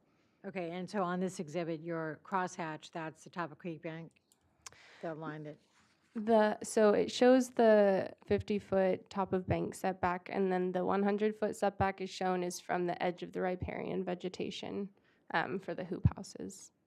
okay, Not proposed hoop houses, but. all right, thank you. Commissioner Reed, do you have one more? Right, I have another question, just having to do with the odor abatement plan. We received the letter from Mr. Curry talking about the barn. He kind of opened the door to a question when he says, it's a nice barn that was overbuilt, so there aren't many air leaks. So I wonder if the subject of aren't many air leaks. I know barns autumn had things like roll-up doors or big barn doors that are sometimes the area of a significant leak that would perhaps need to be addressed, and that could be, I think, addressed in terms of mitigating transient odors from exiting the barn and into the other community, and avoiding the carbon capture system. So could be something to be considered and addressed, particularly if any subsequent complaints might arise. Then I just got a general cultural question, because I'm a botanist and plant pathologist. And I notice it says in the trimming activities, it says trimming activities will generate odors as the sugar leaves are separated from the unpollinated female flowering buds. When you say sugar leaves, that's not a very good botanical term. I assume, does that mean vegetative leaves who are primarily photosynthetic and produce glucose? No. What are sugar leaves? And then I imagine your active product that has the THC, that's the flowers? Is that, maybe we can address that if you get to speak, the applicant. Just in my mind, I'd like that to be explained, although it probably has nothing relevant to approving or not, just out of curiosity. So those are my questions, and I kind of approve the tiered response reply, even though it doesn't get to the ultimate level that Commissioner Park mentioned. I think it is refreshing to see an applicant willing to go to that extent in analyzing the problem and securing advice from an industrial hygienist on ways to mitigate or minimize any odors escaping. So Okay, thank well, you. before we jump into deliberations, let's go to our appellant presentations. And I know we have Mr. Seaman in the room. I am not aware, do we have Ms. Paulson in the room? Okay. So we're going to start, I talked about this with Mr. Seaman, so we're going to give each appellant 10 minutes. That will include your time for rebuttal. So you'll give our presentation. You want to hold back a couple minutes. And our recording secretary here will keep track of your time. And then we'll go to Ms. Paulson, and every time the commission asks you questions, if they do, that doesn't count in your budget of your time. So why don't we begin with Mr. Seaman, appellant number 1. And after that, we will have the applicant, Mr. Curry, and then repeat everything in that order for the rebuttal period.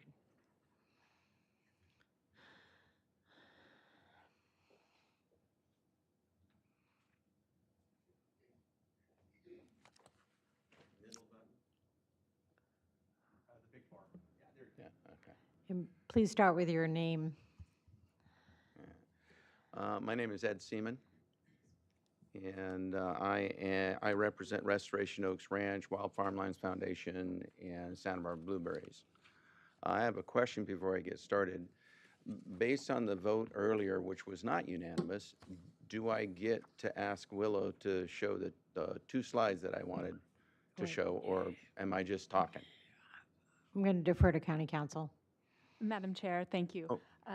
So the documents were not admitted into the record as a written testimony because they weren't prior to the deadline, but the appellant may rely on those materials during his presentation and even read from the letter if he chose to do so. It'll just be part of your testimony rather than part of the written testimony that was provided in advance of the hearing. So Okay. the photographs won't become part of the record, but they can be demonstrated during the Okay. hearing. So Willow, can you go to that slide 5, please? She's working on pulling it up right now. Thanks. Okay, I'll wait.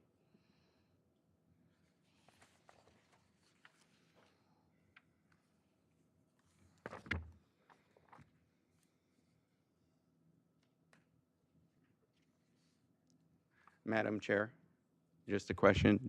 Every response, every question has to go through, Madam Chair, has to go through the chair? Sort of, yeah. Oh, We're all pretty right. formal here. Okay. We're friendly, but formal. Okay. Yes.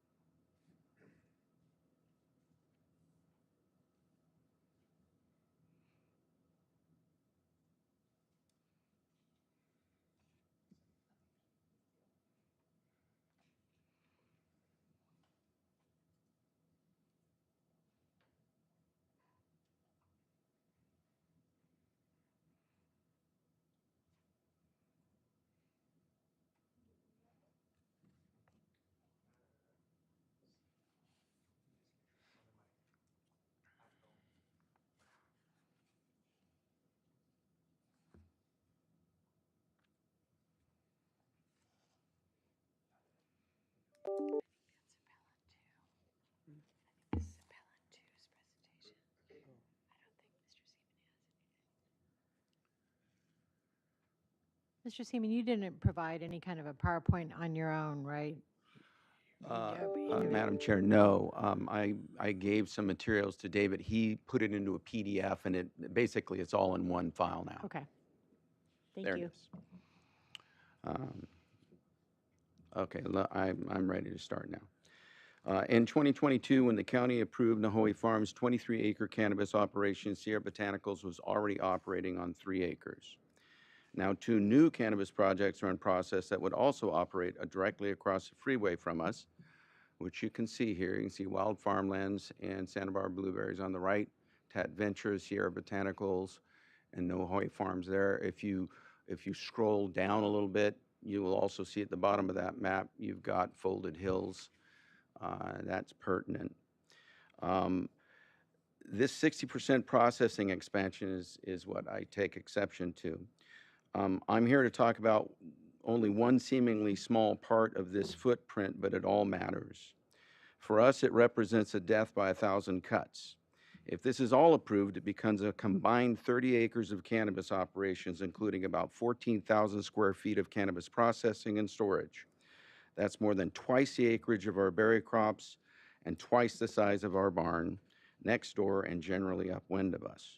Downwind will be the UPIC, the youth activities, and innovative agroecology projects of Restoration Oaks, as well as the wine tasting rooms and farmstead of Folded Hills. Also downwind is the 101 turnoff to Nahoe Falls Park and the Alisal Ranch, located at the heavily traveled southern entrance to the agritourism and hospitality businesses of the Santa Ynez Valley. I've recently talked to 3 prominent cannabis vendors, and based on these discussions, I believe that you cannot eliminate odorous molecules when they are naturally released from cannabis grown and harvested from open systems like outdoor grows, most hoop houses, and unsealed barns.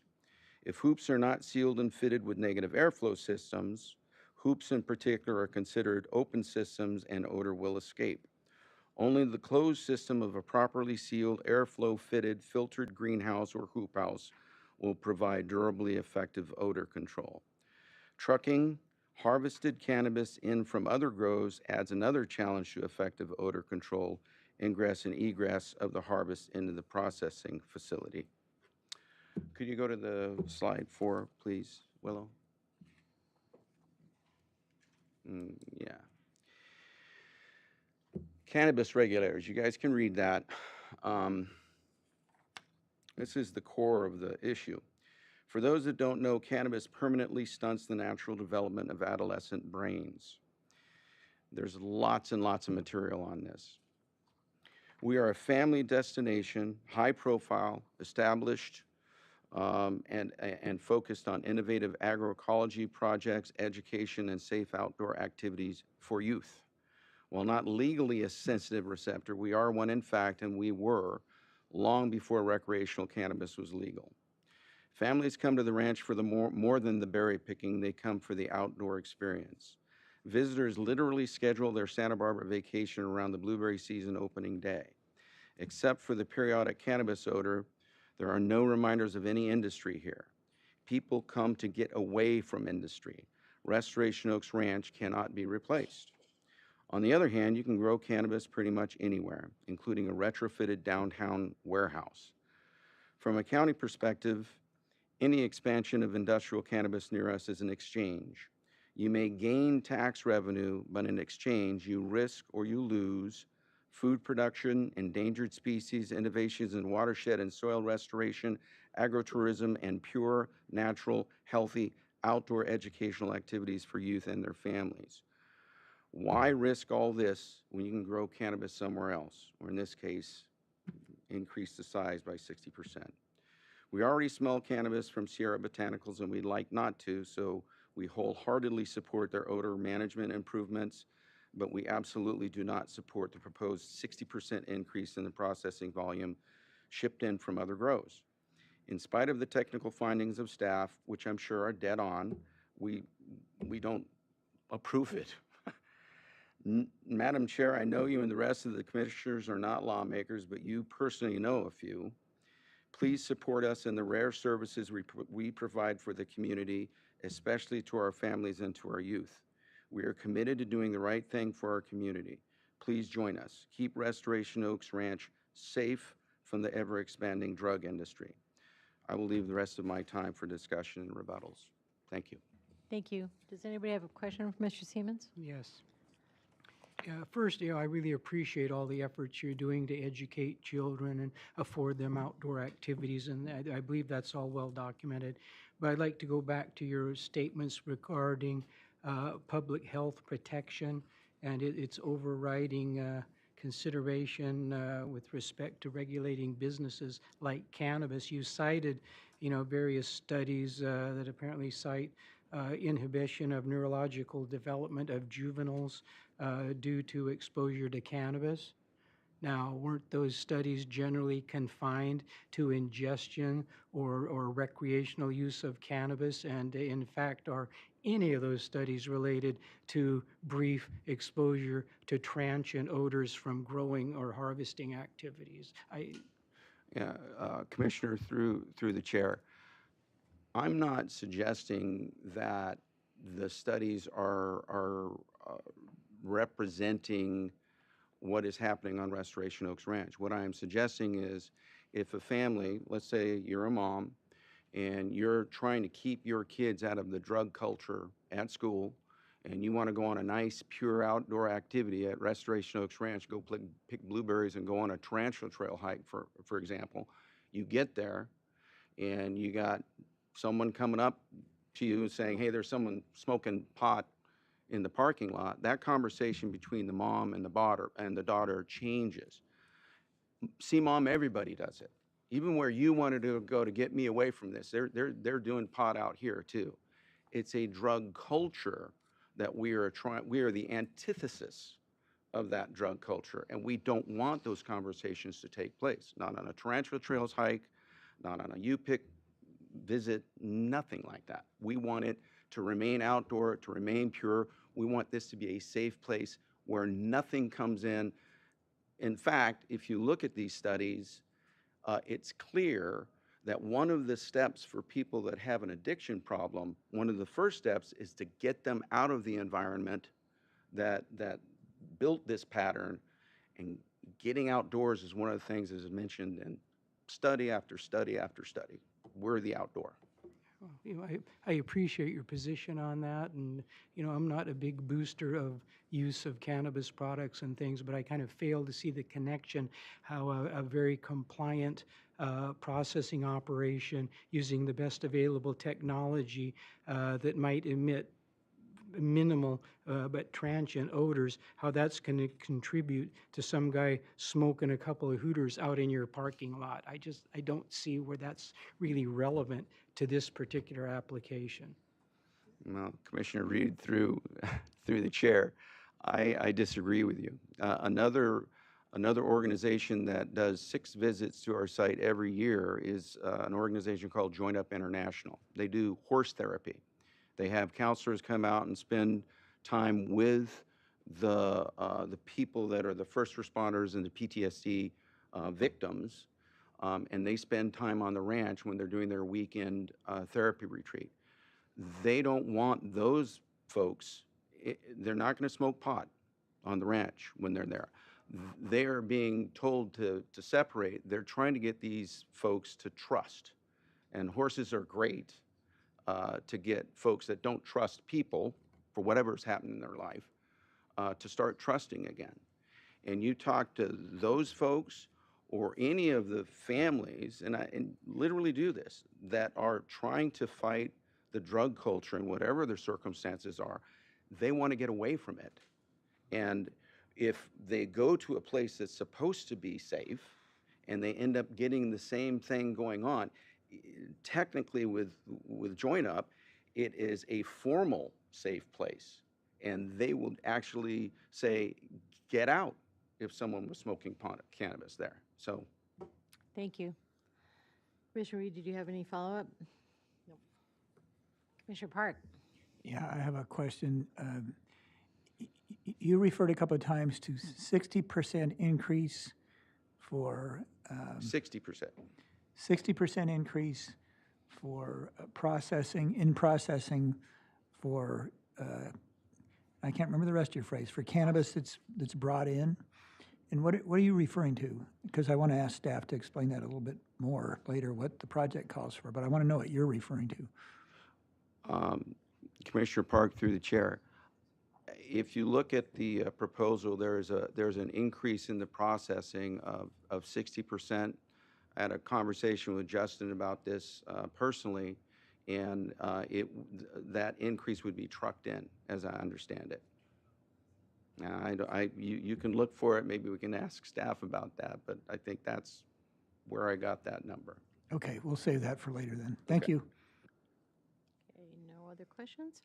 Okay, with that, you're completed, and you still have how many minutes on the book? 5 minutes. Okay, you have 5 minutes for rebuttal. Thank you, Mr. Siemens. Yes, nice job. Okay, with that, we're going to go to our second appellant, which is Ms. Paulson. So same thing, you've got 10 minutes, including time for your rebuttal. You Is this on? allocated. Is this on? Yes. Okay. Ready? Okay. Good morning, Madam Chair and Commissioners. I'm Patricia Paulson, and I'm the Director of Nahui Farms, and our main residence as it, oh, could you please put up my exhibits, please? Whoever does it, Exhibit 1. And you did provide us with a PowerPoint, Oh, right? that's not it, what you got here. Might just be the wrong, I think that is. I submitted to David, whoever David is, I submitted my submittals yesterday. Okay, go back, that's it. It's back, can you flip it, please? Can you do that or not? Oops. Okay, we're close enough there. Okay, so this is the Exhibit 1 that shows that Nahui Farms, and it's the main residence up there is about 200 feet from my neighbor Sierra Botanicals cannabis operation, and our office over there in that little red barn there is about 50 feet from their fence line. You can see, along with the rows of hoop houses, they have hundreds, if not thousands, of potted plants outside of the hoops houses, all along their north and east border that goes right up to our fence line. Plus, that large middle space between the hoop houses is also another dense grow, along with right up against the riparian area on their west side, where it looks tan. It is surprising that they are allowed to grow outside of their hoops, along with what's in the hoops, with no setbacks right up to their neighbors and the riparian fence line. And the staff response also states that on page 7, no odor abatement plan is required in Ag 2 zoning unless the cultivation area exceeds 51% of the subject lot area. This sure looks like the cultivation area exceeds 51%. Also, in the current project description of the staff report, it states up to 60% of the cannabis processed will be grown off-site, and that 10 permanent employees will be employed for processing. You may notice it doesn't mention how many temporary employees will also be employed. And of course, that means more parking. This could be a large number. And it also states in the staff report, cannabis processing will occur from March to December. The hours of operation processing activities will be from 6 a.m. to 6:30 p.m. That is asking a lot from your neighbors, bringing in so many cars and so many people in a driveway that we share and in such a crammed area that they have there. Exhibit 2, please. In this, the staff report also states the proposed project will also reconfigure the parking area from the original site plan. You'll see that my concern on this is that besides the permanent and temporary employees for processing, there are also permanent and temporary employees working in the hoop houses, plus the owner is applying for an additional dwelling unit, while also those living in the main residence, and for years there's been a large motorhome taking up residence there also. That's a lot of people and a lot of cars, and I have never yet seen a carpool van coming in or out of the driveway we share. Sierra is also proposing, in addition to their grow, to truck in on off-site grow cannabis for processing.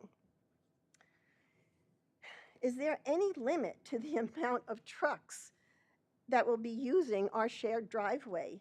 Or is this going to be going from 6 a.m. to 6:30 p.m. coming in all time, all this for 10 months out of the year? This brings me back to looking at the proposed parking area again.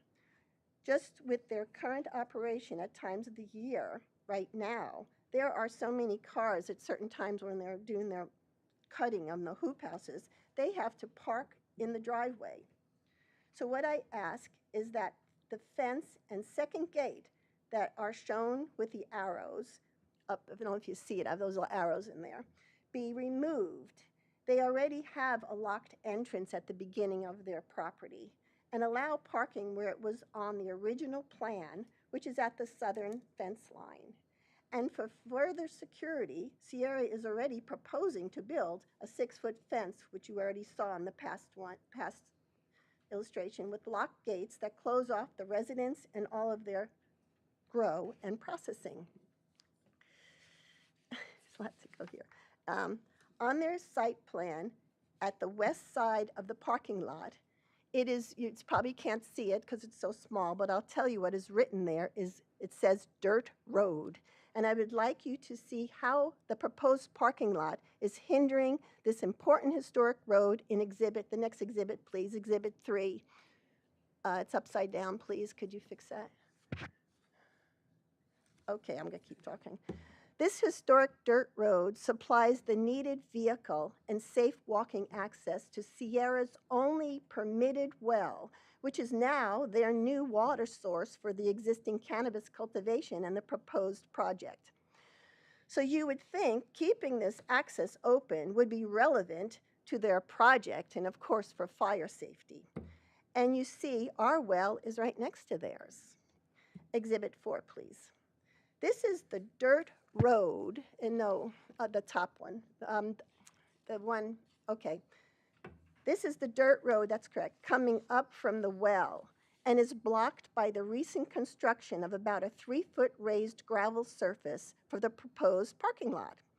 You can see from the other side of the fence in the bottom photo, the straw wattles secured in place, blocking this gate to the historic dirt road and the vehicle and walking access to not only Sierra's well for their project and for help of fire safety, but also their neighbors.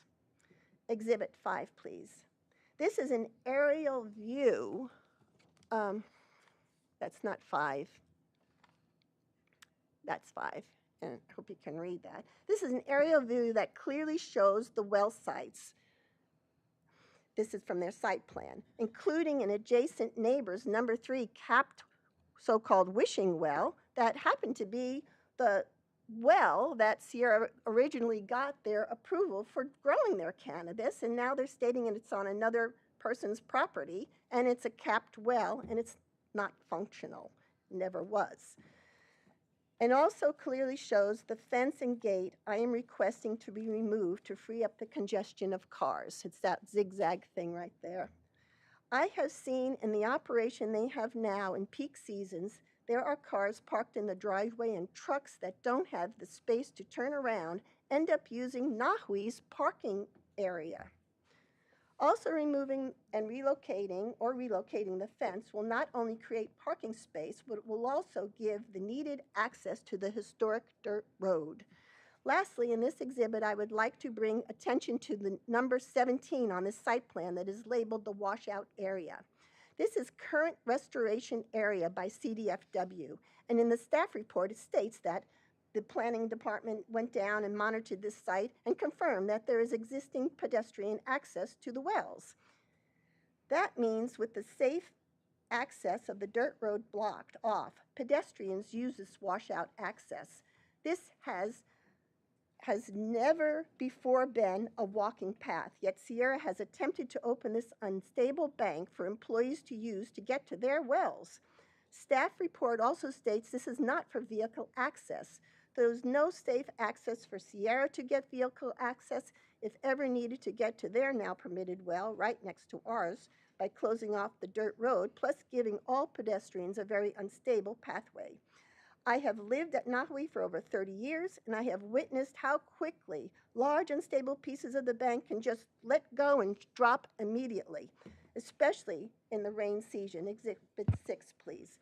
This shows Sierra Botanicals was issued a notice of violation from CDFW in early 2022. The next exhibit, please. Ms. Paulson, just reminding you that you have about less than 2 minutes. To remove an unpermitted staircase in which was labeled by the washout area. They were required to stabilize this bank with straw wattles and native plants. Then the next one shows in February of this year, the unstable earth and washout area and wattles moved with heavy rains, and instead of restoring to some stabilization in the last one, you see that they already just built another, they brought in rock and stone, destroyed the native planting and wattles, and built another unpermitted mud stone stairway on the CDF active restoration area. And this is a violation that a land use permit should not get approved until it's looked at. Sierra Botanicals wants this unsafe airway for pedestrian access. And the last one shows people using it. And that's, so anyway, what I am stating is my conclusion here. If these items are not addressed to remove or relocate the second fencing gate to open more parking space, to open access to the historic dirt road that is the only vehicle and safe walking to both Sierra and our well, and that's also is needed for fire safety to get to your water. And number 2, to clean up the new violation and to get rid of that new stairway they just put in the area that CDF told them not to use this area is a clear violation.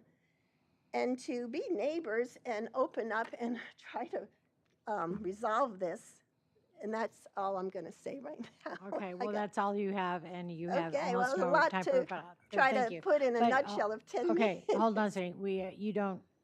Time doesn't count against you for questions from the commissioners. So, Commissioner Park? Yes, Ms. Paulson, I have a question for you about Nahui Farms, because so much of what you say relates to access and the context of the neighborhood and who does what in this area. But I recall us voting on an LUP for Nahui Farms to grow cannabis a Correct. couple of years ago. Can you tell me the status of that permit? Is it still active? Yes, it is still active, and it hasn't gone forward because Sierra Botanicals is keeping us from getting vehicle and access to our well. They're making us go down this CDFW violated area of a very unstable part of the bank. So it's not going forward until we work this, and it's in litigation, actually. And I would love to see it get resolved because but that is the reason why it hasn't gone forward. So yes, it's still active, but it's until this, and now, interestingly, that they have a new well permitted finally after 4 years, who knows what they were using before. It is right next to our well. So how are they getting down to their well if they blocked the dirt access, the dirt road access, that is the vehicle access, for them also and us? And I guess their employees are using this too. It is a violation by CDFW. So if I can summarize what I think I heard is, one, you do intend to grow cannabis yourselves once these things are worked out, right? I'm in the it wouldn't be me personally. I don't grow cannabis, no, I know. but on the property, yes. Yeah. And two, that there is litigation occurring right now concerning these issues that folks are bringing up regarding well access and so forth. Yes. Some judge will be determining that in some fashion. Yes. Okay, thanks. Thank you. Is it? Mhm.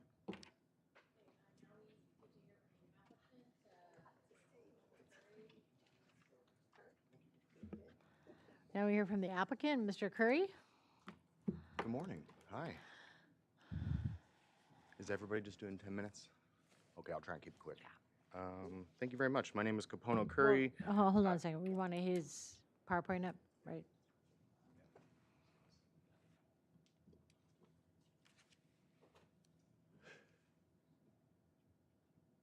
It was the presentation. Yeah, this was a letter I sent to Commissioner Reed yesterday.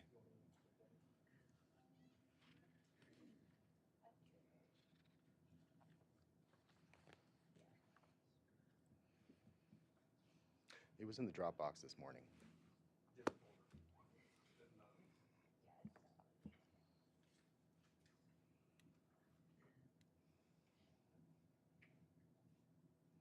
There we go. There you go. Cool. All Start right. with your name. My name is Capono Curry. I am the agent for Sierra Botanicals. And this, oh, sorry. Thank you. I'm going to try and project today, bring it back to theater class. Hi, my name is Capono Curry. I am the agent for Sierra Botanicals and Mr. Eldawani. I'm on the clock. Thank you very much for spending time with us here today, ladies and gentlemen of the Planning Commission. Next slide, please.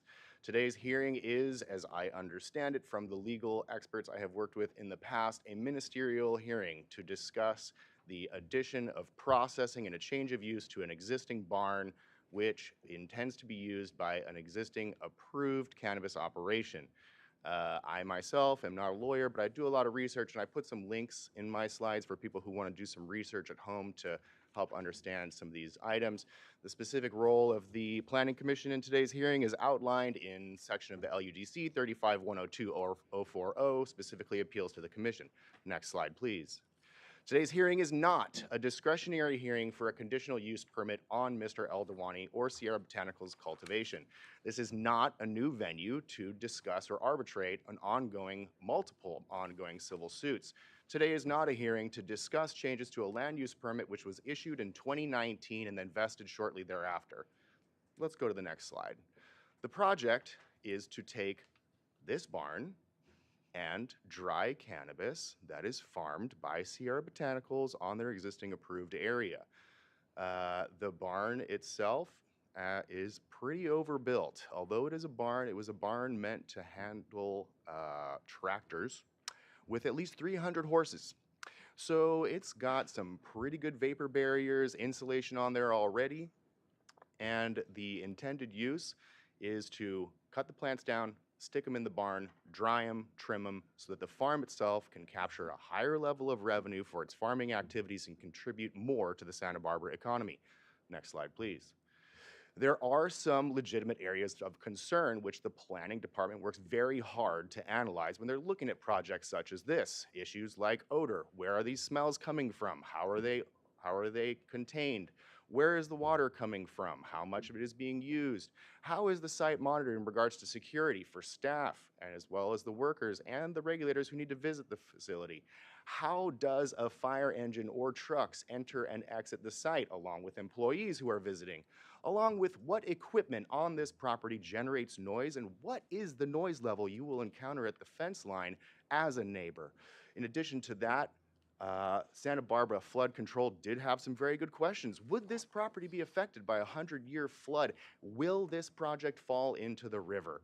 I'm not going to go exhaustively into all of these things. I'll try and punt as much of that into questions as I can. So let's go to the next slide. Let's talk about odor.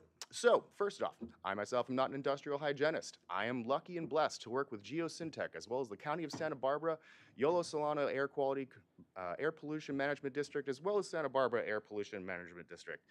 In these discussions, we have learned from the various industrial hygienists we've worked with that when it comes to odor management, backed best available control technology is these things, carbon scrubbers. There's a lot of science being discovered for using these inside of a building which ventilates to the outside, such as a greenhouse in Carpinteria. Good news, we get to kick all that science to the curb because we have an enclosed structure which exists, and we are using carbon scrubbers backed to control the odors inside of that area. We are going to admit that maybe the weather stripping is not perfect, and the plan is to update some of that wherever leaks are found. There are windows inside of this barn. It is kind of pretty. We're going to seal all those with weather stripping so the odor can't leave through those windows. Next slide, please. How big are these odor scrubbers? Were you to use the calculus to determine the volume of the area, like say you talked with the architect, he'd say the cubic volume inside of the areas where odors will occur is in the second column. Were we to move this air 4 times per hour, you'd need that much airflow in the third column. The fourth column converts it from cubic feet per hour to cubic feet per minute, and then the fifth column says the cubic feet per minute rating of the filter, which is repeated on the left-hand side. In the final column, you'll see how many units would be needed to contain the odor in the volume specified. Funny story, in the processing area, it would take half of one of these units. He's going to use a whole unit, so it's oversized. In the other side, you can see that you need 80% of a unit. Funny story, he's using a whole unit over there. Next slide, please. When it comes to processing, there has been much ado about water use. I myself am not a hydrogeologist. Good news, we have Mr. Jordan Keir from Keir Groundwater, who prepared the original statement to speak about the well, the water, and all that fun stuff. I myself, I do cannabis. For our clients, we manage compliance.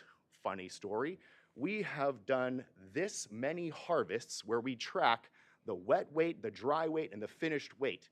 There is the number of observations in the second column. There is the average water loss. You can see that it drifts between 76 to 80%. When you take a plant, cut it down, and dry it, a dehumidifier captures the water vapor in the air, and if we really were worried about water, we can hook a condensate line up to it, capture the 80% of mass that is lost through transpiration, and we can use that for cultivation to reduce water use. Otherwise, we just have some employees washing their hands and using the bathroom. Next slide, please. When it comes to security, this property has been licensed for quite some time. It's been visited on quarterly inspections, annual inspections, random inspections, how do you do inspections.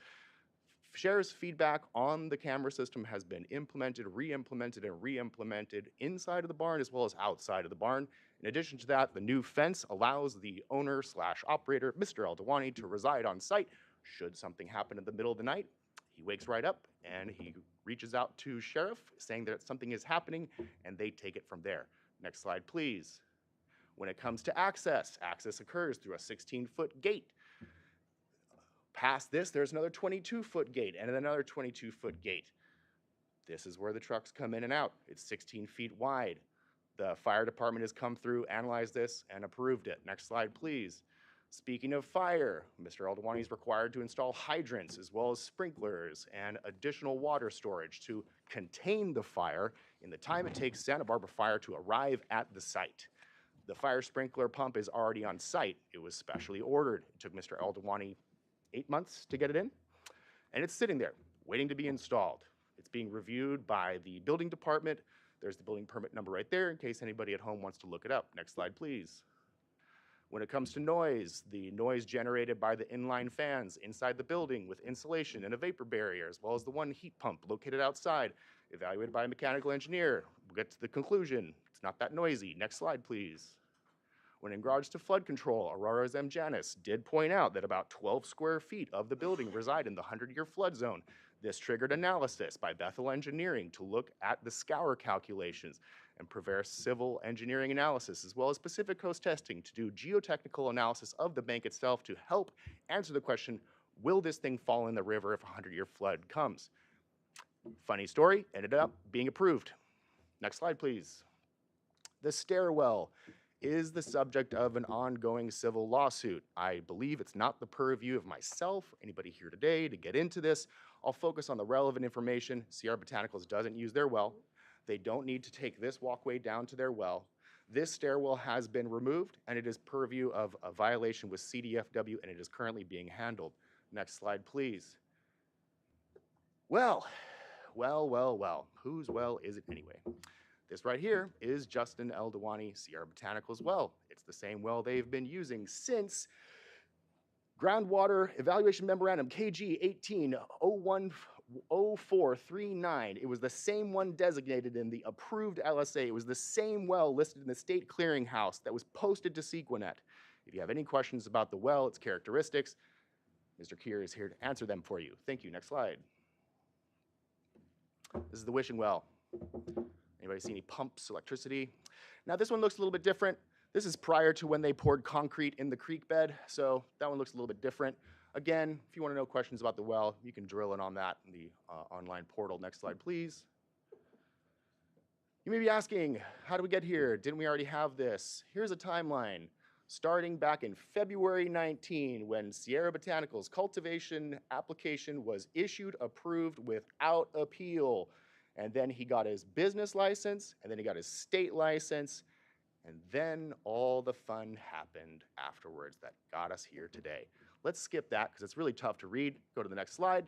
Here it is. I wrote it all out so you can sit there and digest it on your own. And that is it for my presentation. There were some questions by some of the commissioners. I am available for those. Okay, thank you. Thank you. I see Mr. Park has a question. So I'm trying to better understand the importation of off-site grown cannabis for processing. Mr. Seaman referred to it. In your presentation, you discussed this is processing for on-site grown. So what can you tell me about this? So Mr. Eldewani has about 3 harvests per year. This is going to take up, in 2019, when he first got the farm entitled, he was drying on site. At the time, the phrase and ancillary activities could be conducted inside the barn, lined up with processing. He only has 3 harvests a year, and these are going to tie up that barn for about 3-4 weeks, the drying side specifically. It's going to tie up the drying side for about 3 to 4 weeks at a time. Now, there is a shortage of processing area specifically in the northern county. Mr. Eldewani spent a lot of money on putting fire sprinklers in, putting new septic in, everything necessary for a change of use on this building. This allows him to, 1, get some of that expense back by drying and trimming for other people who are in the North County, as long as it doesn't interfere with drying and trimming of his own product. Although it says up to 60% may be dried off-site, the physics of the situation and the cubic volume of his drying area is going to be pretty tough for him to approach that unless it's a down year and he has a very small amount of cultivation, and instead he's putting more of his revenue on processing through that processing building. So that's where this 60% comes in. So it's been about 4 years working on this, and so one extra sentence lets him generate a little bit extra revenue from this processing use and the expenses he's borne in upgrading the barn. So that's sort of an off-season processing. What the cannabis that's coming in, aren't they off-season as well? I mean, is it coming in from indoor grows or something? You can have that. You also have some greenhouse operators. I'm not sure about which greenhouse operators are still in the North County. I know that there's a few. But his first planting is going to occur around like March, April, and then his first harvest is going to come around like May, June. So in that first window, if there are people who, hey, we have some product that it's been sitting in storage over the winter, we'd like to trim it up. They can ship it in, he can trim it, ship it right back out. If there are people who, hey, we had to early harvest because we realized this phenotype that's out here is going to lead to hermaphrodites. It's going to seed up and the crop is going to be less valuable. They can chop it, they can ship it over there, dry it, and it can be shipped to its final destination, whether it be for extraction or trimming, if that helps answer the question. Okay, it does for you, but I will have some questions for Ms. Brown later. Okay, thanks. Cool. Thank you. Commissioner Reed? Yeah, I have some questions about the processing. Just first to go back, just kind of a foundational, explain the sugar leaves versus the floral elements. Yeah, absolutely. No. So let me correct me if I screw this up. Cannabis is an annual dioecious plant. So cannabis has plants that exhibit both male and female sexual characteristics. When people are growing cannabis, what they're typically trying to grow is the female members of the species. The annual part means that the plant itself expects to have its seeds germinate around March, April, around springtime rains. During that first period, the plant is going to go into vegetative growth. During that phase, it's going to have those solar collecting leaves, the big fan leaves.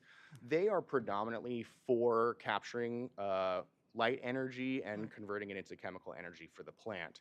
The sugar leaves and then the unpollinated, we'll get to that in a second. After vegetative growth, there comes a hormonal change that is triggered by a shortening of the photoperiod. So during the summer months or the spring months, you'll have light for more than 12 hours a day. During this phase of the plant's growth, the plant thinks it's very important to get as big as possible, get as much solar collector leaves out as possible, and get really bushy, vigorous growth to prepare for the fall and the change in the light period. When that light period shortens, on the female plants, they begin to exhibit sexual characteristics. The female plants will have what's called calyxes, which is going to be like a little small bud, and it's going to have pistils, 2 little hairs growing out of it. Right. During the onset of this hormonal change, male plants will exhibit flowers and release pollen. That pollen, if it comes in contact with the pistils on those calyxes, will cause the calyx to begin expending chemical energy to produce seeds. This is where we get to the cannabis part. So in the cannabis industry, the female plants, if they remain unpollinated, use that chemical energy to continue to grow the calyxes. The calyxes swell and they become engorged over a period of 9 to 13 weeks with the active ingredients. We'll lump them together and call them cannabinoids. Now, earlier I mentioned we have these larger solar leaves. These are predominantly to create energy for the plant. Along the uppermost part of the plant where it starts to bud, when they say buds, they're speaking about unpollinated flowering buds. If these buds don't get pollinated, they continue to swell and swell and swell. In addition to that, within that cola, there will be small leaves which do not extend past the diameter of the cola. These leaves are referred to sugar leaves because of the presence of trichromes. These trichromes are an exterior expression of the active ingredient. For the purposes of extraction, we'll get to that in a second. First, let's do processing. So during processing, they cut the plant down, they dry it. Then they're going to buck the plant, which is separating those unpollinated dried buds from the stalk. And then they will go over to trimming, where using either mechanical or manual means, they attempt to remove those leaves that have trichromes from the unpollinated buds. One, because this is what consumers want. It's a much more appealing product when it ends up inside of a jar. It's a more premium product. Two is that those sugar leaves, not the technical term, contain enough active ingredient that were you to transfer them to an extraction facility, you could use either mechanochemistry, which is going to be heat, pressure, or you're going to use solvent-based extraction technology, CO2 or hydrocarbons, to take those active ingredients, pull them out of the cell so they can be used for derivative products. So Okay, so your active part, you're looking as your marketable element will be the female floral parts. And these other leaves kind of go off for secondary processing, which leads me to my next question. When you talk about your activities in processing, so your activities in this location are going to be confined to drying and trimming and separating. You're not going to be doing any solvent extractions, gas extractions, or any of those elements? no, that's a completely different permit at the state level and a different use at the county level. Okay. For that particular permit, there's a lot more involvement with fire, Exactly. and this is really not the place in the rural area, especially for those kind of activities. But you dry it, you cut it, you trim it.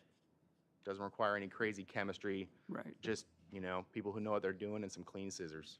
Yeah, well, thank you. That helps. Okay, thank you, Mr. Curry. Thank you. All right, with that, we proceed to public comment on this item, and I just had, I think I have Thomas Kopitnik. Is there anyone else online, Mr. Villalobos? Okay, so one speaker, and we typically ask our public speakers to limit their comments to 3 minutes. Yes, ma'am. Can you hear me okay? Yes. All right, thank you. I'll limit my comments to certainly less than 3 minutes. A couple of things. My wife and I own 360 acres south and to the west of Justin.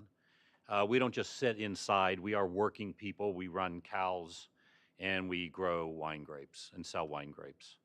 And we've owned the property before Justin started this cannabis grow. He's a good neighbor. There's never been any smells. There's never been any problem. Our cows are sometimes in proximity to where his structures are and his hoop houses are. There has never been a problem with us.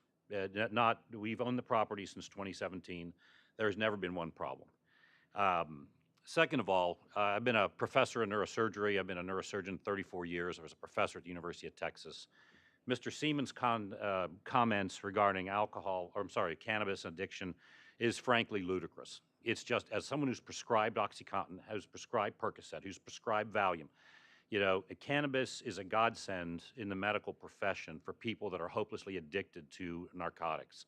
Especially, you don't see children overdosing on fentanyl that are looking for cannabis. I've never used cannabis, but I have seen how it helps people in a lot of pain from medical procedures. My family was destroyed approximately 20 years ago by someone who drank 2 bottles of wine before picking up the kids at school at 3 o'clock in the afternoon. I have seen the ravages of alcoholism and someone that couldn't stop drinking wine. So the sanctimonious, very, very pious position that cannabis is evil is just doesn't cut it with me. The second thing I think that I want to bring up, and I can't put it into better words than what Mr. Park did earlier today. We're in an Ag 2 preserve. Justin's in an Ag 2 preserve. Patty Paulson's in an Ag 2 preserve. Mr. Seamans, who represents Restoration Oaks, is an Ag 2 preserve. And it's in violation of that Ag 2 preserve to be doing agritourism. It says so in the statute. Justin doesn't have mariachi bands till midnight. Justin doesn't have therapy horses. We don't have therapy horses. It is just a violation of the whole concept of the Ag 2, as Mr. Park was eloquent to say, to commercialize hard agriculture, to do tarantula tours, to do therapy horses, to do church meetings. That's not what Ag 2 is for. And it's just as he said, you can grow cannabis elsewhere. We are very, very strong supporters and donors to horse therapy. Our family has. We've raised money for horse therapy. You can do horse therapy somewhere else. You don't have to do it in the middle of an Ag 2 preserve. The same with ag tourism. And the last I'll say is I'm a pilot, and I've had extensive training because I fly in the mountains and land in the mountains on wind. Mr. Seamans is completely off base on wind direction and wind assessment. He has no idea what he's talking about. as far as assessing the winds. I have obtained quantitative data for the last 5 years about where the wind is, and it has nothing to do with what he says. Thank you for listening to me. Okay, so with that, we actually go back to an opportunity for applicant rebuttal or appellant rebuttal. Yeah, actually, there's no more public comment, right? Okay, so that was closing the public hearing.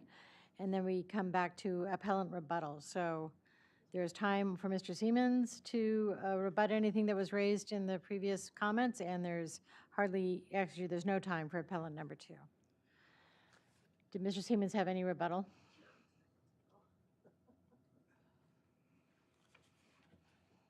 Can we make it before lunch?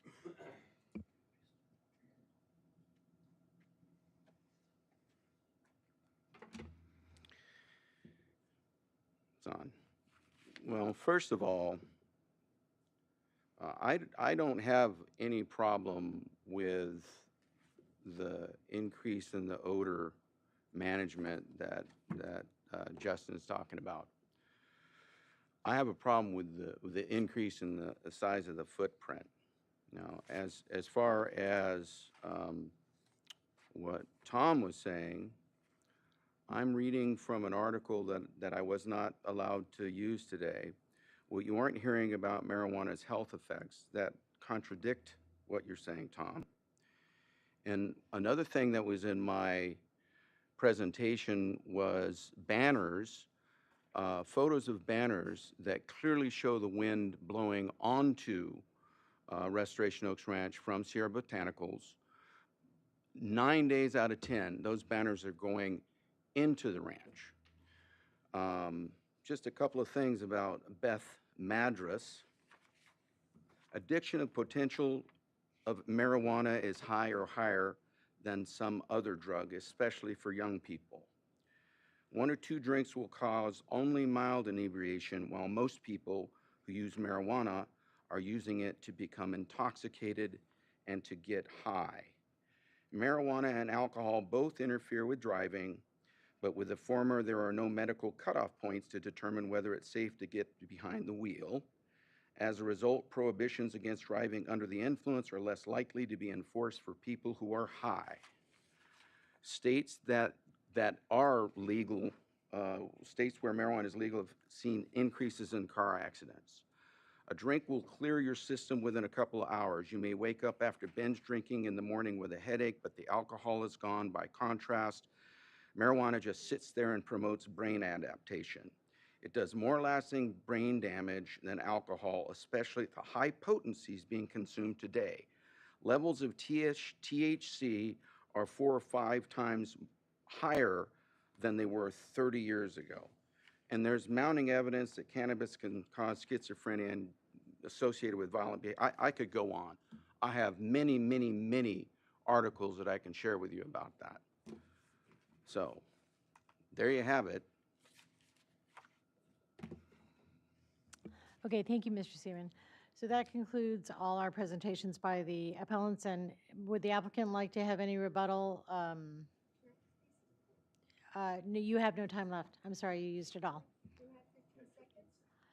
Yeah, I think you had 5 seconds. Go ahead. I'm sorry, 13 seconds, and we're counting it. 13 seconds. 13 seconds? Okay. I just want to say that usually a land use permit does not get approved until all violations are complied, and there's still a violation on the new stairwell that they just put down in that wash area. Thank you. Thank you. Okay, Mr. Curry, did you want to have any rebuttal?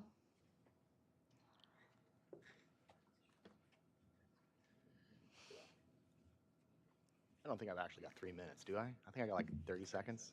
30 seconds. I'll be in and out. Okay. Members of the Planning Commission, you've heard a lot of things today. Very few of them actually impact the analysis of the processing building. I would like to thank you all for your time, and I would like to request you deny the appeals and approve the project. Thanks. Thank you. All right. That brings us back to the Planning Commission's deliberation, and I'll turn to Commissioner Park since it's your district. Well, but before I even engage in that, I have questions of staff. And all, and you know, and if staff has something they want to volunteer that they think is important for us to know, they should probably do that before I even ask my questions. Chair Bradley and Commissioners, I did have a few things just to respond to. There were several comments on the cannabis cultivation area, but I just wanted to reiterate that the scope of work is for new processing in the barn and the shipping containers and not the approved cannabis cultivation area. With regards to cannabis consumption on site, that there's actually no consumption or smoking of cannabis allowed on the site. For the well, the applicant is using the well shown as well number 2, which staff has confirmed there's access to over the dirt road, and has confirmed through a review of the pump report that there is adequate water. And the Nahoe Farms well is accessed over an easement, and the easement disputes are a civil matter. And the additional fencing mentioned was required by the Sheriff's Office cannabis staff for security purposes. For the CDFW violation, the applicant is working directly with CDFW to abate the violation, and there's no zoning violations on the property. Permit compliance staff confirmed that there have been no odor complaints regarding the Sierra Botanicals operation. And I'm available for questions. Okay, so you heard me ask questions of various parties about the off-site processing. So is that in fact part of the project description is off-site processing? Do that first. Chair Bradley, Commissioner Park, yes, the project description allows for up to 60% of the processing to be off-site. Okay, and what does our ordinance say? Actually, 60% of the product to come from off-site to be processed on-site. That's what confusing me. And that could be any time of the year, right? Yes. Yeah, okay. And so what does our ordinance say about off-site processing for processing that's on-site on a cannabis grow? Chair Bradley, Commissioner Park, there's no regulations with regards to importing product to process on-site, but the project was reviewed by Caltrans and they didn't have any concerns about additional trips. And in the site transportation demand management plan, it says that there could be up to an average of 1 truck trip per day for deliveries to site. Does the inclusion of off-site grown product for processing here, does that trigger a higher permitting level, such as the CUP or something like that? Chair Bradley, Commissioner Park, no, it's still allowed under a land use permit. And so this project, like any other project that allows on-site processing in the unincorporated areas of the county, can have product brought in from off-site. That's correct. Actually, I think I'm the one who made the request for that amendment when we amended the cannabis ordinance way back when. So, all right. On the issue about the growing area, that there's more than 51%. So I think what as I understand it, you're saying this isn't an issue over growing, this is about the processing. But now, if there was more than 51% of the area being grown, is that a zoning violation for violation of the original LUP that we should consider? Because, you know, a zoning violation does prohibit the issuance of further permits in general. Can you address that? Chair Bradley, Commissioner Park, that section of the ordinance was added after the LUP for the cultivation area was issued, and so it would be considered legal nonconforming. If they were to propose additional cultivation area, then they would trigger the requirement for an odor abatement plan. And regardless, no one has, because I know we're a complaint-driven enforcement system, no one has complained that there's a zoning violation for Mr. Ilwani's extent of his growing area, correct? That's correct. There are no active zoning violations on the site. Okay, thank you.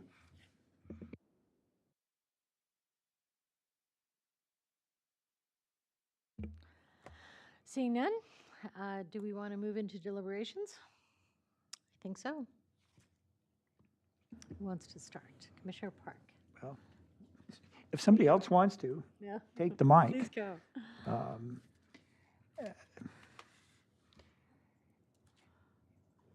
You know, I think probably the fact that we cover so many things at these hearings, it may leave the impression that we're ready to address everything under the sun, but we're not. It's things supposed to look at and things we're not really authorized to look at. And this case involves one of them. I will address something that I've noted over the years here. And I'm going to talk about this because we have other cannabis projects coming up. We have Dr. Kapotniks in just, whatever is that, 3 or 4 weeks. And, you know, the Planning Commission really isn't the place to talk about the advisability of using a product that's legally allowed to be produced in Santa Barbara County. I mean, we're addressing what our ordinances say about it.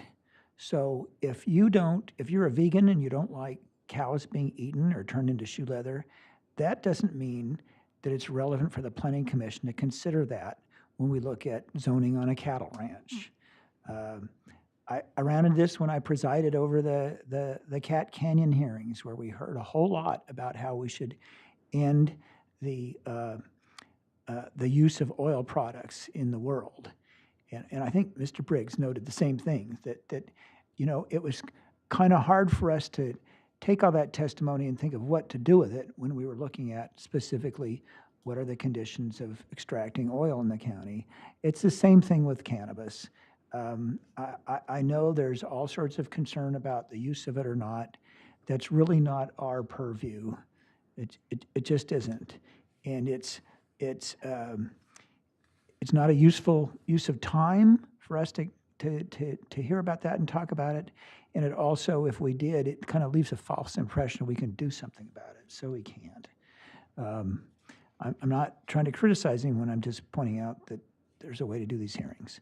Now, on what's in front of us, it is an LUP matter, and it's an appeal of an LUP matter, and that is very different from a CUP. It limits what we can do. I think it limits the kind of issues we can be concerned with. I heard the testimony about well access. I got confused, and that's okay, because that I don't think is our issue. I think that's the Superior Court judge's issue, and he or she will take the time to listen to that carefully and listen to the lawyers. You know, have an interesting time, because I know all the lawyers that are involved here. But so just looking at what we have left to consider, it's just, does this qualify under our processing ordinance? And it appears to do that. I don't think I need to go through all the details, but I think this is an approvable project.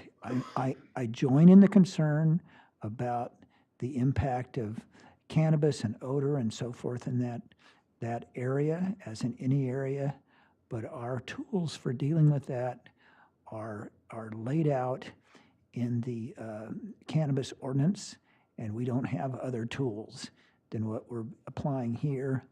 I would say that generally speaking, over the years, we've had many cannabis project applicants come and they say, we're not doing any processing on site. That's going to be where the odor comes from. Okay, I've heard that. But I'm also aware that our Board of Supervisors specifically dealt with this question in amending the cannabis ordinance and in requiring that all new applications come in as CUPs. That's what the Kapotniks will. And they address that very question of cannabis processing. And they have indicated a desire that it be allowed to occur on site, almost encouraged, It will have tax impacts and other social aspects that are kind of beyond our concern, the Planning Commission. So I would feel that if I simply said, well, I've learned over the years from cannabis growers themselves that having processing on site is a bad thing and it's going to cause odor, that's really not my role, because I feel it would interfere with decisions that have been made by the Board of Supervisors. So with all that being said, I am ready to move for approval of the project, or rather denial of the appeal. Commissioner Reed? Yes. Yeah, the arguments around this issue. Yeah, I did 10 years of R&D in the dental industry, then I did 30 years in the pharmaceutical industry, and a lot of these arguments about cannabis and abundance of studies one way or another. Well, you have a lot of studies. You have to consider applicability, relevance, and validity. So just pure volumes of studies on one side or another are often largely irrelevant. And in terms of a lot of the alleged negative deleterious health effects of cannabis, there's an enormous body of evidence on both sides of that. But I think we have to look at what's before us, which is a small processing facility going to be operated in full compliance with the cannabis ordinance and other requirements, other regulations we have. So that, to me, relegates all those other concerns irrelevant. It's going to be a small processing operation, going to be well kind of concealed, you might say, on an existing property. So I take that into account. Has the best level of technology relevant to odor control. I realize that. It seems as if applicant is going to be quite receptive to monitoring that and modifying things as necessary to achieve acceptable levels. And I also realize, on the other hand, there are some people, and it could possibly be one of the appellants, to whom no level of odor control would ever be sufficient. So I think in reality, that's kind of the emotional world in which this whole industry exists. But I had one former supervisor tell me at one time, because I was in the early days not a supporter of the industry. He says, you know, it's a legal product. And we have an ordinance that promotes, allows its use under careful controls. So that brings me back to our responsibility of acting on what is before us. And we have, I think, a well-vetted project, a very forthcoming applicant, pretty strong evidence that they're in compliance and will remain in compliance. And I'm gratified that Commissioner Park has signaled his approval of the project, since we are normally have kind of a sense of decorum where we defer to the commissioner whose district a project is in.